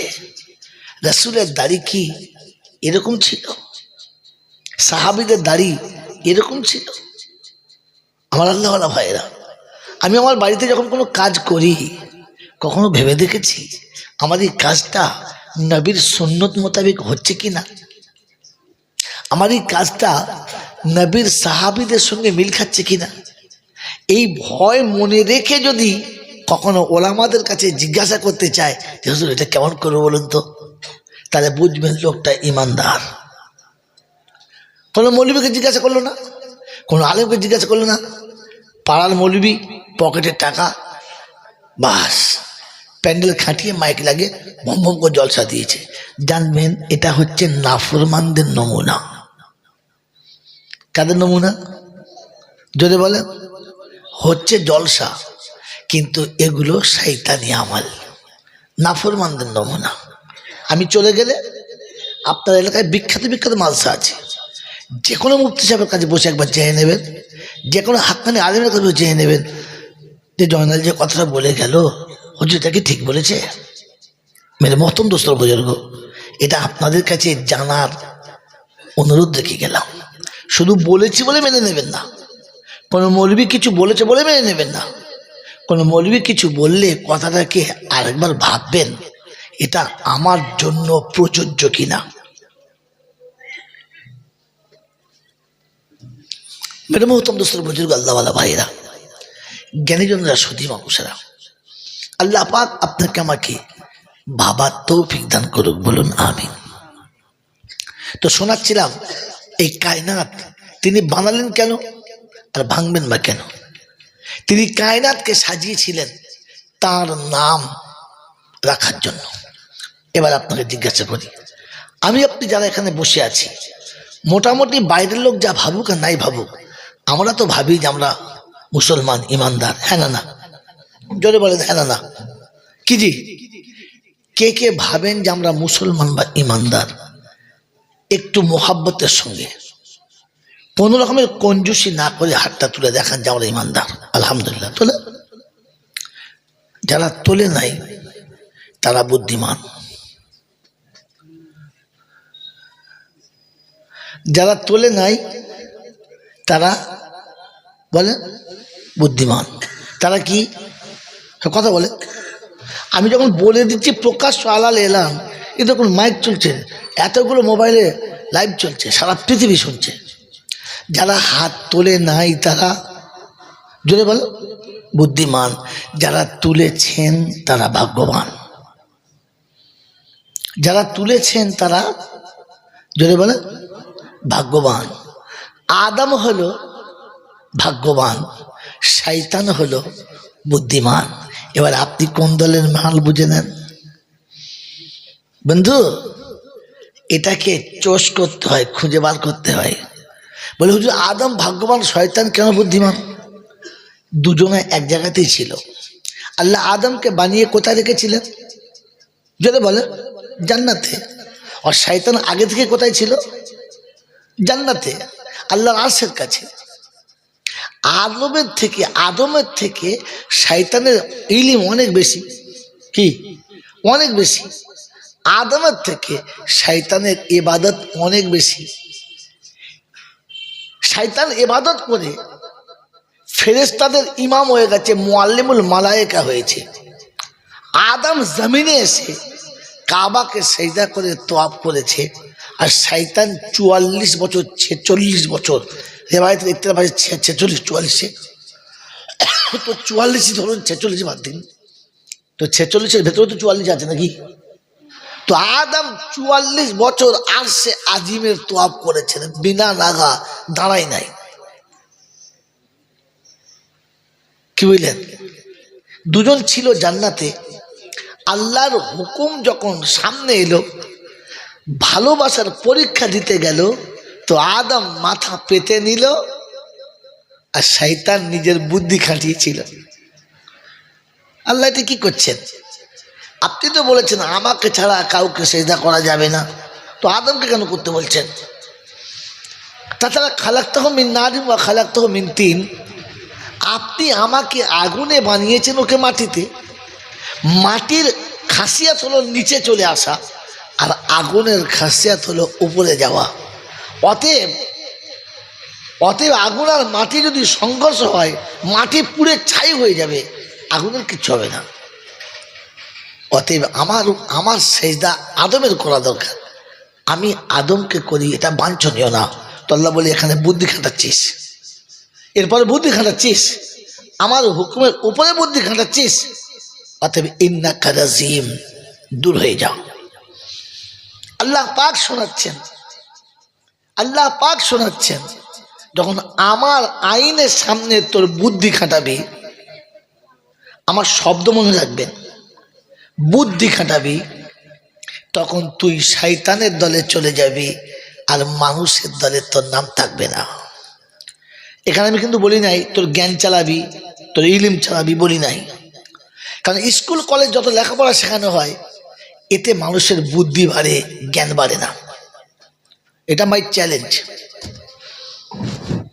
আমার পরে কোনো বক্তার বলবে কিনা জানি না, এর আগে আপনার কাছে বলেছি কিনা জানি না। পৃথিবীর শিক্ষায় মানুষ যত শিক্ষিত হয় তাতে তার বুদ্ধি বাড়ে, কি বাড়ে? তার টেকনোলজি বাড়ে, কিন্তু তার জ্ঞান বাড়ে না। কথা বোঝেন নেই? জ্ঞান আলাদা জিনিস, বুদ্ধি আলাদা জিনিস। জ্ঞান আলাদা জিনিস, বুদ্ধি যদি বলে আলাদা জিনিস। জ্ঞান বাড়লে গুণ বাড়ে, সদ মনে রাখবেন। জ্ঞান বাড়লে তখন তার ভিতর থেকে গুণ বাড়ে, আর বুদ্ধি বাড়লে তখন তার অধঃপতনের রাস্তা সে নিজেই গড়ে। শব্দ নোট করবেন। জ্ঞান বাড়লে তখন তার গুণ বাড়ে, আর বিদ্যে বাড়লে তার অধঃপতনের রাস্তা সে নিজেই তৈরি করে। মেরে মহতম তো ছোট বুজুর্গ, শিক্ষা বেড়েছে, তাই মা বোনের ইজ্জত ফুটপাতের তেজপাতার মতো বিক্রি হচ্ছে। যেমন তেজপাতা চুষে ফেলে দেয়, কেউ খায় না। এখন মেয়েদের অবস্থা ওই রকম, যে জায়গায় পাচ্ছে চুষছে আর তারপর ফেলে দিচ্ছে, আর কোনো সালা বের করতে চায় না। এসব জলসা শুনলে আর আমার দাওয়াত হবে না। এলাকার লোকেরা বলে মাল করতে কিনেছে। হ্যাঁ না, সরকার কিন্তু ওদের দলে। কাদের দলে? সরকার ওদের দলে। কিরকম? 18 বছর আগে যখন বেশ লোভনীয় হয়েছে, তখন বিয়ে দিলে সরকার বলছে হবে না। আর 16 বছরের পরে মাল চিবিয়ে ফেলে দিয়েছে, আর বিয়ে যখন হবে না তখন কোনো শালা ওর বিয়ে দেওয়ার চিন্তাও করবে না। এলাকায় এতগুলো মেয়ে বয়স হয়ে আছে, তাদের যে বিয়ে দিতে হবে কারোর ফিকির আছে? আছে আছে, থানায় আছে, পুলিশের আছে, MLA আছে, নাই। 18 আগে বিয়ে দিলে সব সালা বাতি তখন লাভ। হ্যাঁ, সালা যখন বিয়ে করতে চাচ্ছে দিয়ে দে, ও পাপ থেকে বেঁচে যাক, তখন ওকে বিয়ে করতে দিলে না। আর ও যখন দোকান খুলে বসে আছে, খদ্দের আসে না, তখন কোনো সালাও যায় না। এর থেকে আর খারাপ ভাষা বলতে পারলাম না। কথা বুঝে আসছে বাবাজি? হ্যাঁ, এই জন্য জলসা শুরুর একটা টপি বলছি, এটা টপিটা নিয়ে যাবেন। দুটো জিনিস অল্প পয়সায় কিনবেন না। কি কি বলেন তো? কই জানা বেটা, এটা এই দুটো জিনিস অল্প পয়সায় নেবেন না। কি কি বলেন তো? জানেন না? জানেন? বলেন জানেন? জানেন না। চিকিৎসা অল্প পয়সায় করবেন না, তাতে অদূর ভবিষ্যতে মৃত্যু আপনাকে হাতছানি দেবে, শান্তি পাশে আসবে না। চিকিৎসা কখনো অল্প পয়সায় কমা ডাক্তার দিয়ে করাবেন না, কারণ ওই আপনাকে মেরে দেবে, আপনি বুঝতেই পারবেন না। কথা ভুল বললাম, ঠিক বললাম? ঠিক তেমনি শিক্ষা কখনো অল্প পয়সা দিয়ে শিখবেন না, তাহলে বিদ্যা শিখতে গিয়ে এমন বাঁধরামও শিখে আসবেন যে আপনার পাশে আর বসা যাবে না, পাতে দেওয়া যাবে না। শিক্ষার চিকিৎসা এই দুটোকে একটু উচ্চ মানের দিতে হয়। কথা বুঝে আসছে বাবাজি? হ্যাঁ না বলে? এই জন্য আল্লাহওয়ালা ভাইরা, জ্ঞানীজন, বুদ্ধিজীবীরা কথা ভাবার চেষ্টা করবেন, কথা ভাবার চেষ্টা করবেন, কাজ হবে ইনশাল্লাহ। তো কি শোনাচ্ছিলাম? অলরেডি সাথে ভুলে গেছি। আচ্ছা, আপনারা যদি এখনই ভুলে যান, তা আমার যে এত কষ্ট করেছে বলছি, আর বাড়ি যাবে? আরে ভাই, কমপক্ষে নিজের বিবি বাচ্চা পর্যন্ত কথাটা পৌঁছাবেন, আর কারো কাছে পৌঁছান আর না পৌঁছান, মানে এটা আপনার জিম্মেদারি। কিয়ামতে আপনাকে এই বিষয়ে জিজ্ঞাসা করা হবে। আপনি ফেঁসে যাবেন, আমি ফেঁসে যাব, তাই দুজনা যাতে বেঁচে যাব, সেটা হচ্ছে আমাকে মনে করে বলে দিতে হবে, আর আপনাকে মনে করে বাড়ি পর্যন্ত নিয়ে যেতে হবে। চেষ্টা করবেন ইনশাল্লাহ? চেষ্টা করবেন ইনশাল্লাহ? তো মেরে মহতম দোস্ত বুজুর্গ, আল্লাহ ভাইরা, জ্ঞানীজনরা, সতী মানুষেরা, আল্লাহ পাক আপনাকে আমাকে পৃথিবীতে এনেছেন, দুনিয়া সাজিয়েছেন। আমি শোনাচ্ছিলাম তিনি আনলেনই বা কেন, আর নিয়ে যাবেনই বা কেন? আজ পর্যন্ত আমি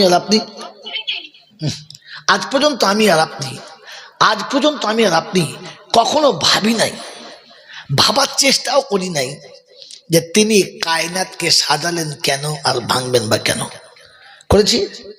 করি নাই। মহতম দোস্ত বুজুর্গ, ঠান্ডা মাথায় বলেন, এই পৃথিবীতে আমরা যারা ইমানদার, আমাদের দাম কতটা? এই পৃথিবীতে আমরা যে ইমানদার টুপিদারিওয়ালা লোক, আমাদের দাম কতটা? কেউ কখনো নিজের দাম ভাবি নাই, ভাবি না। যদি ভাবতাম তাহলে মুসলমানের গায়ে হাত দিতে গেলে কিয়ামত পর্যন্ত কোনো রকমের দুশমনকে ভাবতে হতো। হাতে যদি বুঝতে পারতো তার ক্ষমতা কতটা, তাহলে পৃথিবীর কোনো মানুষ তার নাকে দড়ি দিয়ে ঘোরাতে পারত? যদি বলে গরু যদি জানতো তার ক্ষমতা কতটা, তাহলে তার বুকের দুধ চুষে তোর ছেলে খাবে আর তার বাচ্চা না খেয়ে উপোস যাবে, এটা হতো না। গোয়ালার বুকে এমন লাত মারতো না যে কিয়ামত পর্যন্ত বিবির কাছে আর শুতে পারতো না। পাঁজরের হাড় পিঠ দিয়ে বেরিয়ে যেত এক লাতে। কিন্তু গরু তার ক্ষমতা বোঝে না। আমাকে ক্ষমা করবেন, আমি আপনি তার থেকে কমা না, কারণ আমরাও আমাদের ইমানের দাম বুঝি। যদি বলেন না, আল্লাহওয়ালা ভাইরা কেন জন্য শুধু মানুষরা এখানে বড় মোটা কোথায় শুনিয়ে দিচ্ছি। এই পৃথিবী আল্লাহ যে সাজিয়েছেন, কারো কাছে 1 কোটি, কারো কাছে 5 কোটি, কারো কাছে 100 কোটি, কারো কাছে 500 কোটি টাকা আছে। এক একজন এক একটা গরমে চলছে। মেরে পাস কুছ হ্যায়, হ্যাঁ না বলে। গোটা পৃথিবীর মানুষের কাছে কত আছে? সর্বনাশ, বলা যাবে না, বলা যাবে যাবে না। এই সারা পৃথিবীর মানুষের কাছে যত আছে, তারপরে পৃথিবী যা আছে, এই সবটুকু বেচে দিলে একজন ইমানওয়ালার ইমানের দাম হবে না। যদি আপনি দেখাতে পারেন, আল্লাহকে সাক্ষী রেখে বলছি, আমি দেখাতে পারি না যে জিনিস, ও জিনিস বলি না। প্রথমে আমি ভেবে আসি যে এটা সত্যি বাস্তব কিনা। মেরে মহত্ব বুজুর্গ আল্লাহওয়ালা ভাইরা, মানুষ কোনো শখের আর আদরের জিনিস যখন লাখ টাকা দিয়ে কেনে, আর যখন সেই কাজটা তার দ্বারাই হয় না, তখন তাকে ডাস্টবিনে ফেলে দেয়। সেকেন্ড দেরি করে না, কারণ ওটাকে আবর্জনা ভাবে। মেরে মহতম দোস্তর বুজুর্গ, এই কায়নাতের মধ্যে যেদিন একজন আল্লাহ বলনেওয়ালা থাকবে না, লা ইয়াবকা ফিল আরদি আল্লাহ আল্লাহ, একজন আল্লাহ বলনেওয়ালা জমিনে যেদিন থাকবে না, লাফাসাদাতা, তো রাব্বে জুল জালাল বলে সেকেন্ডে ধুনে দেবো, গুঁড়ো করে দেবো, এই পৃথিবী বলে কিছু রাখবো না। তাহলে একজন আল্লাহওয়ালার আল্লাহ বলার দাম কতটা? এ কায়নাতে যা কিছু আছে তার থেকে বেশি। তাই তিনি আল্লাহ বলনেওয়ালা যতদিন থাকবে, এই আসমান ভাঙবে না, এ চাঁদ সূর্য বুড়ো হবে না, এ তারকারাজি নষ্ট হবে না, এ আবহাওয়া পাল্টাবে না, এ নদীর স্রোত বদলাবে না। এই দুনিয়া এইভাবেই চলবে যতক্ষণ একজন আল্লাহ বলনেওয়ালা থাকবে। মন থাকবেন ইনশাআল্লাহ। কি হলো? লোকটা বসে আছে, তার কানে মন্ত্র দিয়ে তুলে দিলে, ও তো শুনবে না, ওকে শুনতেও দেবে না। কি আশ্চর্য কেরামতি!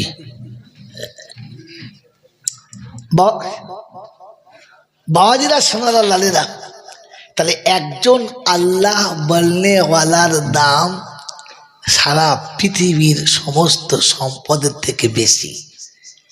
এটা যদি আমি বুঝতে পারতাম, তাহলে আমাকে কেউ টাচ করলে ভাবতে হতো, হ্যাঁ না না, এই কথা যে আমি বললাম, এই বাস্তব যে আমি ঘুরিয়ে দেখালাম, এটা শোনার পরে আমার বিশ্বাস হয়েছে কি? আমার বিশ্বাস হয়েছে যে আমার দাম এতটা। হলো না কেন? কেন হলো না যে আপনার এই বিশ্বাসটা, এই কথাটা শোনার পরে? হ্যাঁ, বলছে যা বলছে বলুক। আপনার দাম যে অতটা, এটা বোঝানোর পরও আপনি কেন বুঝতে পারলেন না?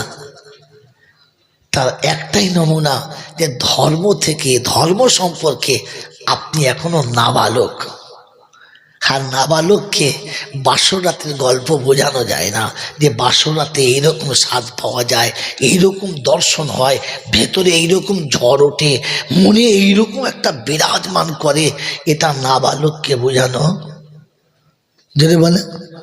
আপনার আমার অবস্থা ঠিক ওই নাবালক শিশুর মতো, কারণ আখিরাতের কোনো ধারণা আমার কাছে নেই। আল্লাহওয়ালা ভাইরা, জ্ঞানীজনরা, সতী মানুষেরা, সেজন্য আমাকে আপনাকে ভাবতে হবে যে আমার কাছে ঈমান আছে না। না, আমার কাছে ঈমান শব্দটা আছে না, শুধু ঠোল নিয়ে বসে আছি। বন্ধু, ঈমান আনার জন্য 7টা জিনিসের উপর ঈমান আনছে। কি জি করা? 7টা। আমানতু বিল্লাহি ওয়া মালাইকাতিহি ওয়া কুতুবিহি ওয়া রুসুলিহি ওয়াল ইয়াউমিল আখির ওয়াল কদরি খাইরিহি ওয়া শাররিহি মিনাল্লাহি তাআলা ওয়াল বাসি বাদাল মউত। তাই তো? এই 7টা জিনিসের উপর ঈমান আনা। 7টার মধ্যে যদি একটা না থাকে তো তাকে আর ঈমানদারের খাতায় তোলা যাবে? যদি বলে যাবে না। কি যে যাবে? যাবে না। মেরে মোহতরম দোস্ত বুজুর্গ, এই 7টার মধ্যে একটা হলো ওয়াল ইয়াউমিল আখির, আখিরাতের প্রতি বিশ্বাস করা। হ্যাঁ না বলেন? যদি বলেন ভাই কথা বলেন তাহলে আমি বোঝার মতো বলবো, আর তা নাহলে আর 5টা বক্তার মতো এখন গল্প শুরু করব কানে হাত দিয়ে। আপনারও বাঁশ যাবে, আমারও যাবে। কবরে গিয়ে আমাকেও মার খেতে হবে, আপনাকেও খেতে হবে। এই জন্য নিজের পিঠ বাঁচান, আমাকে বাঁচাতে দেন। বলেন এবার ঠান্ডা মাথায় বলেন, কি জি ঈমান আমার কাছে আছে না না, এ বিষয়ে আমি কখনো ভাবি না। কারণ আখিরাতের প্রতি ঈমান রাখা হলো ঈমানের একটা অঙ্গ। কি জি ঈমানদার আখিরাতের কথা ভাবে, দুনিয়ার কথা ভাবে না। দুনিয়া কত গেল, কত এলো, কি হলো না হলো ভাবে না। ঈমানদার ভাবে আখিরাত যেন আমার নষ্ট করব না, কারণ ওটা আমার আসল খেতি বাড়ি, ও জায়গায় আমাকে চিরস্থায়ী থাকতে হবে। এই জায়গা তো আজকে আছি, কাল থাকবে না। এটা ঈমানদারের নমুনা। কি বলি, আল্লাহ তুমি সত্য বলিয়ে নাও, কারণ আমার কাছে ইলমের কিচ্ছু নেই, যা আছে তোমার কাছে। মেরে মোহতরম দোস্ত বুজুর্গ, আল্লাহ ওয়ালা ভাইরা, আখিরাতের ভরসা হচ্ছে ঈমানের খুঁটি। কথা বলতে থাকবেন ইনশাআল্লাহ। তার নমুনা হলো বিশ্বনবী জনাবে মুহাম্মদ রাসূলুল্লাহ সাল্লাল্লাহু তাআলা আলাইহি ওয়াসাল্লাম ফজরের নামাজ পড়ে বসতেন, সাহাবীরা গোল করে বসতেন, নবী কিছু কথা তাদেরকে নসিহতমূলক বলতেন এবং তারা শুনতেন, দোয়া দিতেন, চলে যেতেন। সাহাবীদের মধ্যে লক্ষ্য হয়েছে একজন সাহাবী ফজরের নামাজ পড়ে উঠে চলে যাচ্ছে, রাসূলের পাশে বসেন নাই। একদিন দুদিন গেছে, তো সাহাবীদের মধ্যে একটা গুঞ্জন সৃষ্টি হয়েছে, কথা তৈরি হয়েছে যে মনে হচ্ছে লোকটা মুনাফিক হয়ে গেছে।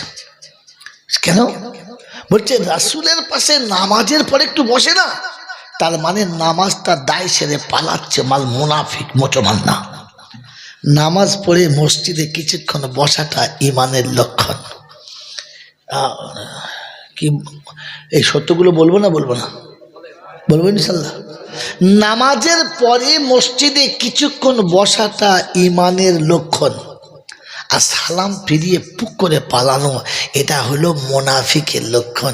এবার আমাকে জিজ্ঞাসা করি, আমি কে? দাড়ি তো আছে, মাশাআল্লাহ দাড়ি আছে, বড় পাঞ্জাবি আছে, এ তো ভাড়া করে পাওয়া যায়।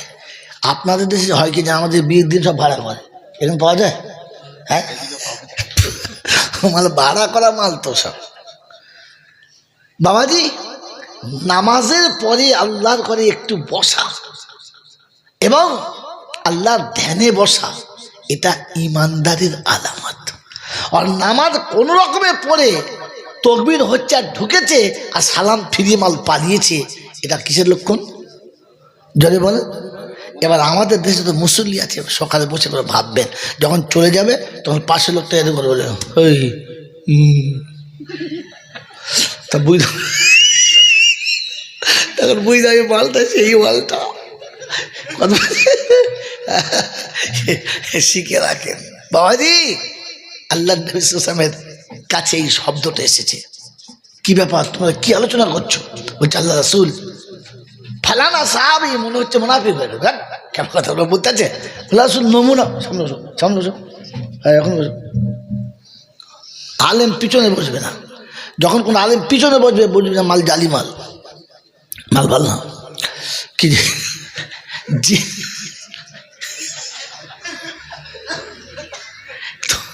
তোমাদের দেশে সবজি বিক্রি হয় তো, দেখবে যে বেগুনটা কানা, যেটা বেঁকা, যেটা ঢাকা থেকে ফোড়ে মাল তুবড়ে গেছে, দোকানদার ওগুলো ঠিক পিছন থেকে সরিয়ে রাখে, আর সলিড মালগুলোকে সামনে দেয়। মানে ওগুলো দেখে গপাক করে খদ্দের পড়বে আর তলা দিয়ে মালটা বেরিয়ে দেয়, যা চলে। তাহলে পিছনে যাওয়া মানে কি? জালি মাল। আলেমরা পিছনে কি বসবে? হাফের পিছনে কি বসবে? ও সামনে থাকবে, ইমাম সাহেব লোক। হ্যাঁ, মোতালিকে সামনে দিয়ে পিছনে নামাজ পড়াচ্ছে, হবে? নামাজ হবে? হবে না? মোতাল্লি তো, মোতওয়ালি ইমামের থেকে আগে দাঁড়িয়েছে। এই সালা টাকা দিয়ে রেখেছে তো, ও যদি কিয়ামত পর্যন্ত নামাজ পড়বো, সালার নামাজ হবে? হবে না। সেই জন্য আলেমদের পিছনে রাখবেন না, আগিয়ে দেবেন। মহতরম দোস্তর বুজুর্গ, আল্লাহ ভাইরা, কথা শোনাচ্ছিলাম যে সাহাবী উঠে চলে যাচ্ছে, আল্লাহ রাসূলের কাছে কথাটা গেল যে রাসূল এই ভাব।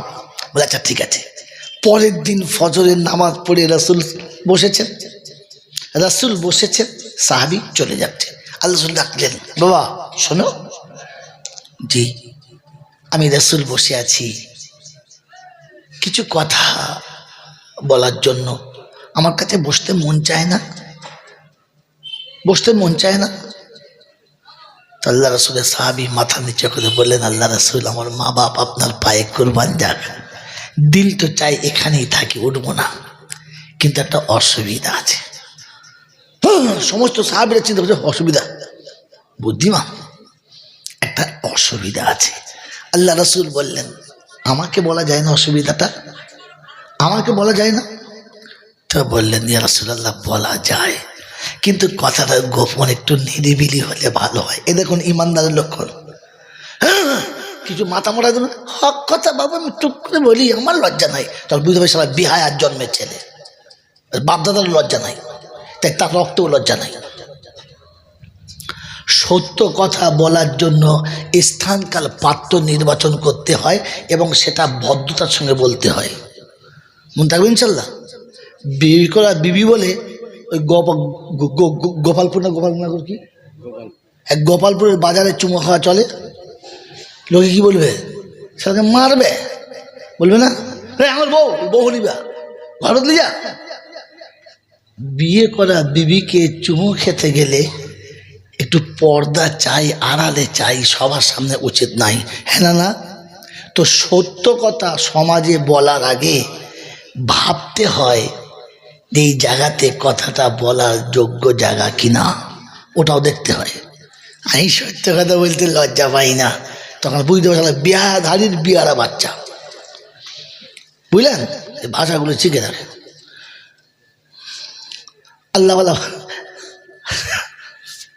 নবী সাহাবী বললেন, কথাটা বলা যায় কিন্তু একটু নিরিবিলি হলে ভালো হয়। আল্লাহ রাসূল বললেন, ঠিক আছে চলো। সাইডে গেলেন, বললেন কি? বললেন, ইয়া রাসূলুল্লাহ, সংসারে আমাদের মেম্বার দুটো, পরনের কাপড় একটা। ফজর যখন আজান হয় তখন আমি বিবিকে আড়ালে রেখে কাপড়টা পরে আপনার দরবারে আসি, নামাজটা পড়িলি সালাম ফিরে তাড়াতাড়ি ফিরে জন্য যাই, যে কাপড়টা খুলে আমার বিবিকে দেব, আমি আড়ালে যাব, তাহলে তিনিও নামাজটা পড়ে নেবেন, নামাজটা কাজা হবে না। এই দুঃখটা কারো কাছে বলবো না, লজ্জিত হব না, তাই চলে যাই। আল্লাহ রাসূল চলে গেলেন, বেয়াদবি হলে মাফ করবেন। আল্লাহ নবী বললেন, আল্লাহ তোমাদের উপরে তার রহমতের বরকতের ফায়সালা করুক, যাও চলে যাও। সাহাবী চলে গেছেন। চলে যাওয়ার পরে কাপড়টা খুলে দিয়েছে, বিবি নামাজ পড়েছে, নামাজ পড়ে এসে স্বামীর কোলের কাছে বসে শোনাচ্ছেন, আসসালামু আলাইকুম ওয়া রাহমাতুল্লাহি ওয়া বারাকাতুহু। যখন সালাম দিয়েছে তো স্বামী উত্তর দিয়েছে ওয়ালাইকুম আসসালাম। বিবির এইটাতে মন ভরে নাই। এ দেখো, এর নাম বিবি। আমাদের বিবিরা তো জীবনে সালাম দেয় না, দেয়? সালাম দিলে বল হাসে, এত লজ্জা পেয়েছে, হাসলে সালাম দিলে মনে হচ্ছে যেন বিপদে পড়ে গেছে। ও নবীর সাহাবী সালাম দিয়েছে, জবাবও পেয়েছে, কিন্তু খুশি না। কাছে বসলেন, স্বামীকে আদর করে গলাতে হাতটা দিয়েছেন, আর ফের মুখে মুখটা নিয়ে জিজ্ঞাসা করছেন আমি কোনো অপরাধ করেছি? বললেন না। আমার কোনো ভুল হয়েছে? বললেন না। বলে আপনি আমাকে সত্য বলুন না। বলে বলছি তো তোমার অপরাধ হয়নি, ভুল হয় নাই। বলে কেন? বললেন স্বামী, প্রতিদিন ফজরের নামাজ পড়ে এসে আমি যখন সালাম দিই, যে আবেগ আর যে ভালোবাসার সুরে আপনি আমাকে সালামের জবাব দেন, আজকের সালামের জবাবে সেই মিষ্টতা ছিল না, সেই ভালোবাসা ছিল না। ব্যাপারটা কি? তো বিবিকে স্বামী কোলের কাছে টেনে নিয়ে জিজ্ঞাসা করছে আমি তোমার কে হই?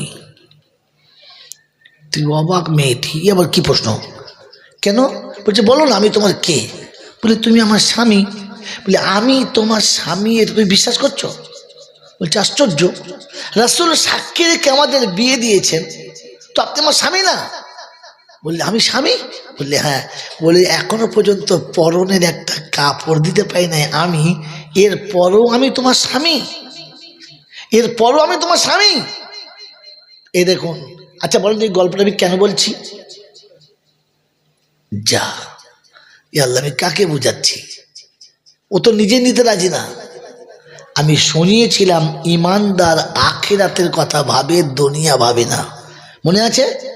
তো এই ভদ্রমহিলা তখন শোনাচ্ছে স্বামী, এই কাপড়ের জন্য, এই কাপড়ের জন্য আপনি আমার স্বামী?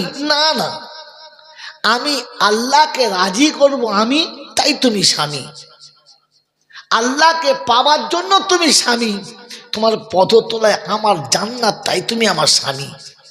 আমি সারা জীবন তোমার দাসত্ব করব, আর রবের কাছে আমার পাওনাটা আমি বুঝে নেব, এই জন্য তোমাকে স্বামী বলে মেনেছি। ও স্বামী, যে কাপড়টা তুমি আমাকে দিয়েছো, তুমি বলছো একটু বাদে মরে যাব, এই কাপড়টাও পাড়ার লোকেরা খুলে নেবে, আমাকে দেবে না। আমি তো জান্নাতের পোশাক পরব, এই আশা নিয়ে অপেক্ষা করে বসে আছি, এই আশা নিয়ে অপেক্ষা করে বসে আছি, কারণ দুনিয়ার পোশাকে আমার কোনো আশা ছিল না, আমি জান্নাতের আশায় বসে আছি। বিবি স্বামীকে জড়িয়ে ধরে ডুকরে কেঁদে বলেছে বাহ বিবি বাহ, আর বিবি স্বামীকে জড়িয়ে ধরে বলেছে সাব্বাস স্বামী।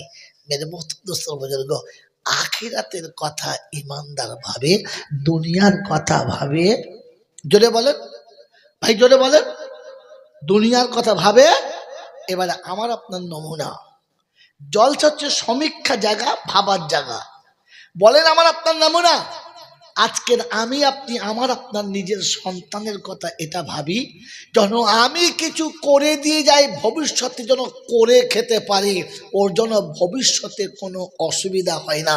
হ্যাঁ না? না, তাই তাকে কলেজে, মিশনে, দামি দামি কি ইউনিভার্সিটিতে পড়িয়েছি, ও ভবিষ্যতে কিছু করে খেতে পাবে। মাদ্রাসায় ছেলেকে পড়াবো না, কারণ ওখানে দিলে ওর ভবিষ্যতে আর কিচ্ছু হবে। এর আখিরাতে বিশ্বাস আছে? এ তো নিজেই ইমান হারিয়ে কবরে যাচ্ছে, আর ছেলেটাকেও ইমান হারার রাস্তাতে বসিয়ে দিয়ে যাচ্ছে। এরপরে মিলাদ দিয়ে দরুদ দিচ্ছে সল্লু আর সল্লু, ফেরেশতা বলছে ছিলে দেবো একদম। কারণ সল্লুওয়ালা ইমানদারকে পড়তে বলেছি, তোর মতো গুনেগারের না। তুই তো আখিরাত বিশ্বাসই করিস না। তোর যদি আখিরাতে বিশ্বাস ছিল, তার তোর জন্ম দেওয়া ছেলেগুলো কোরআন ছেড়ে কি করে খ্রিস্টানের বাচ্চার মধ্যে দাঁড়িয়ে মুতে প্যারে মুছে দিল? তোর যদি আখিরাতেই বিশ্বাস ছিল, তো জিন্দেগিতে তোর ছেলে মাথায় টুপি দিয়েছে যতবার, তার থেকে 100 বার বেশি গলাতে চার্চের ফাঁসি টেনে প্রমাণ করালো যে আমি খ্রিস্টানের বাচ্চা, মুসলমান না। তার গলাতে টাই পরতে গর্ববোধ করে, কিন্তু মাথায় টুপি চাপিয়ে দিলে লজ্জা বোধ করে, হ্যাঁ না না বলো, জোরে বলো। আপনি কোন দরজার ইমানদার? আপনি কোন ক্যাটাগরির ইমানদার? কোন ইমানের উপরে ভরসা করে বলছেন যে আল্লাহ এত কাঁদছি? আল্লাহ বলছি ইমান আছে নাকি খুঁজে দেখ, আগে ভেবে দেখ তোর ইমান আছে কিনা। ইমানদার আখিরাতের কথা ভাবে। মেয়েটা বিয়ে দেওয়ার সময় একবারও ভাবলি না যার হাতে তুলে দিচ্ছি ওর কাছে গেলে মেয়েটার ইমান থাকবে কি থাকবে না? যার হাতে আমি মেয়েটাকে তুলে দিচ্ছি ওই ছেলেটা আখিরাত বোঝে কি বোঝে না? যার বাড়িতে আমি আমার ছেলের বিয়ে দিচ্ছি ওই বাড়িওয়ালারা আখিরাত বোঝে কি বোঝে না? তুই কার বাড়ির কোন ঝাড়ের বাঁশ এনে কোথায় লাগালি যে ওই ওই এক বাঁশেতে গোটা বাড়িতে বাঁশ দিয়ে দিলে?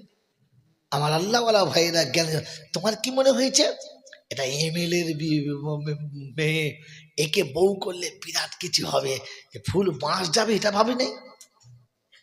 বিরাট ডাক্তারের মেয়ে, বিরাট মাস্টারের মেয়ে, বিরাট প্রফেসরের মেয়ে, বলে ঠিক আছে প্রফেসরের মেয়ে এলো, পুরো হাওড়া হাট খোলা ছিল, পাড়ার লোকেরা দেখে মজা নিল, তো ছেলে কি পেল? ছবড়া পেল। কি বুঝে আবার কি বলবো বল? গোটা পৃথিবীর মানুষ চুষে নিল আর তোর ছেলের ভাগে ছবড়া এলো। কি জি, ভাতের হাঁড়ির ঢাকনা নাই, প্ল্যাটফর্মে কেউ নাই, গোটা পেট ফাঁকা, গোটা পিঠ ফাঁকা, রিস্কায় বসে বসে বুড়ো বয়সে দাড়ি ছিঁড়ছে কাকা, সিজন চলে গেছে কি বলবো, ছি ছি ছি ছি ছি ছি ছি। তুমি জেনে বুঝে ওই রকম একটা জাহান্নামীকে ঘরের বউ করে নিয়ে এলে আর এরকম মৌলবীদের দোয়া করলে রব্বানা ফেরেশতা বলছে আসতে বল, আসতে বল, আসতে বল, নেমো খারাপ কোথাকার। দোয়া দোয়া ইমানদারদের হাতিয়ার, বেঈমানের না। তোর তো ইমানের গন্ধ খুঁজে পাওয়া যায় না। হ্যাঁ, আলু বাড়ি আলু চাষ করেছে, কোদালে পায় না, ট্র্যাক্টর চালাচ্ছে, ট্র্যাক্টর চালিয়ে দেখে মাল আলু নাই। তো আপনার আমার বুকে ট্র্যাক্টর চালালেও ইমান খুঁজে পাওয়া যাবে কিনা মুশকিল আছে। আমার আল্লাহ ভাইয়েরা তো আখিরাতে বিশ্বাস করে যারা, আখিরাতে বিশ্বাস করে যারা, সন্তানকে প্রথম কোরআন শিখিয়েছে তারা। এখানে শুনিয়ে দিয়ে যাচ্ছি, কবরে যদি মুসলমান নিরাপদে বাঁচতে চাও ছেলেদেরকে আলেম কিংবা হাফেজ করে যাও। হাসরে যদি বেহিসাব জান্নাতে যেতে চাও তাহলে ছেলে মেয়েদের হাফেজ কিংবা আলেম করে যাও। কিয়ামতের ময়দান হবে, আল্লাহ ডেকে আরশের তলায় বসাবে, তোমাকে নাস্তা খাওয়াবে আর তোমার ছেলেকে জান্নাতের সিঁড়িতে চাপাবে। পৃথিবীতে প্রতিটি পিতা তার সন্তান উচ্চ সিঁড়িতে চাপুক এটা দেখলে খুশি হয়, হ্যাঁ না না জোরে বলে। বাপ ফুটপাতে বসে আছে, তারপরও ছেলের চায় 5 তলা বাড়ি হোক, চায় না? চায় না। কিয়ামতের ময়দানে বাপ আরশের তলার মেহমান হবে আর ছেলেকে বাপের সামনে বলা হবে ইকরা ওয়াত্তাকি ওয়ারাত্তিল কামা তুরাত্তিলু ফি দুনিয়া ফাইন্নাহা মানজিলাতুন ইলা আখিরিল আয়া। চলো পড়তে শুরু করো কোরআনে পাক, যত পড়বে আয়াত তত সিঁড়িতে চাপবে, যেখানে গিয়ে তোমার কোরআন শেষ হবে জান্নাতের ওই আলিশান মাকামে তোমার ঘর হবে। জোরে বলেন সুবহানাল্লাহ। আমার আল্লাহওয়ালা ভাইরা, এই কোরআনেতে বিশ্বাস যদি ছিল তাহলে তোমার ছেলে কোরআন শেখার আগে ইংরেজি 3-4টে পদ্ধতি চলে মুখস্থ করলো, হ্যাঁ না না বলেন না? হাফেজ সাহেব বুঝা হচ্ছে আমার নাতি না ইংরেজিতে সরো বলবে, পুরুষ পাঠ দারুণ মাত্র মধ্যে সবাই মানে ইট ছুড়ে দাদার মাথায় মারছে। ফেরেশতা বলছে ঠিক আছে ওই ওই ভাষায় আমি দেবো। কবর যখন জিজ্ঞেস করবে পরে বলেন, কথা বলছি পরে কথা বলছেন। মেরে মহতম দোস্তর বুজুর্গ আল্লাহওয়ালা ভাইয়েরা, জ্ঞানীজনরা সুদী মানুষরা, তো আল্লাহ পাক আপনাকে আমাকে ভাবার তৌফিক দান করুক। কারণ ইমানদারের জন্য সবকিছু, নাফরমানের জন্য কিছু না। আর ইমানদার আখিরাত বিশ্বাস করে, দুনিয়ার ওপরে বিশ্বাস করে। যদি বলেন তার একটা ছোট্ট নমুনা শোনাম, এরকম নমুনা যদি শোনাতে থাকি 12টা কেন ফজরের আজান হয়ে যাবে, নমুনা শেষ হবে না। আল্লাহ পাক রব্বুল আলামিন এতটা নমুনা রেখেছেন, তাই দেখার জন্য তিনি তার কোরআনে পাকে শুনিয়ে দিয়েছেন, ফাসিরু ফিল আরদি সুম্মানদুরু কাইফা কানা আকিবাতুল মুকাদ্দিবিন।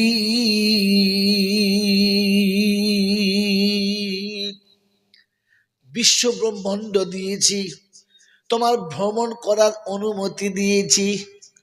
পৃথিবী যখন ভ্রমণ করবে, আমি আল্লাহ আমার কানুনগুলো তুমি একটা একটা করে মিলিয়ে নেবে, সব তোমার চোখের সামনে দেখতে পাবে। আমি আল্লাহ পরীক্ষা নেওয়ার আগে পোস্টকে ওপেন করে দিই, আমার বান্দা যেন ফেল করে না। এরপরে যদি ফেল করে, ওর ঢেবন হবে কোনো মামু বাঁচাতে। পরীক্ষার যদি প্রশ্নপত্র আউট হয়ে যায়, এরপর যদি ছেলে ফেল করে, ওর নাম কি? গোবরডাঙ্গা। কি নাম বল, ধরে বলেন? ওর নাম হলো গোবরডাঙ্গা। আর বাপ বলবে পাড়ার লোকে সবাই ঠেঙা, সবাই মিলে ঠেঙা। প্রশ্ন আউট হয়ে গেছে, তারপরেও ফের হ্যাঁ না বলে। তো আল্লাহ বলে, আখিরাতে যত প্রশ্ন আমি করব সব দুনিয়াতে ওপেন করে দিয়েছি। তার একটা নমুনা বলে দিচ্ছি, আমরা সকলে জানি মরার পরে কবরে ফেরেশতা কটা প্রশ্ন করবে?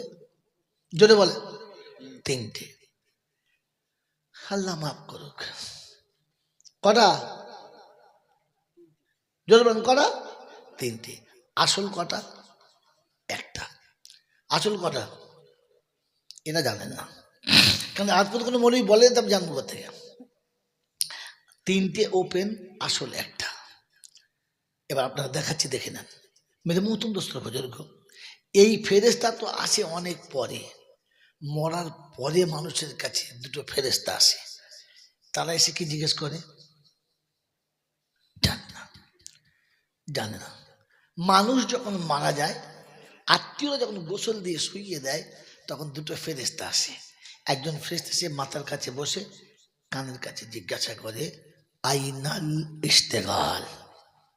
তুই যে বলতিস আমার খুব বড় কারখানা, বহু লোক আমার কাছে আছে, বিরাট চিন্তা, পাড়ার লোক আমার ছাড়া কোনো কাজ করে না, আমি ছাড়া কিছু হবে না, এই যে তোর ব্যস্ততা, তোকে ডাকলে বলতে বলছে তুমি বোঝেন, আপনি বোঝেন, আপনি আমাকে কি বিরোধ করছেন? নামাজ করছেন, সমাজে কত কাজ,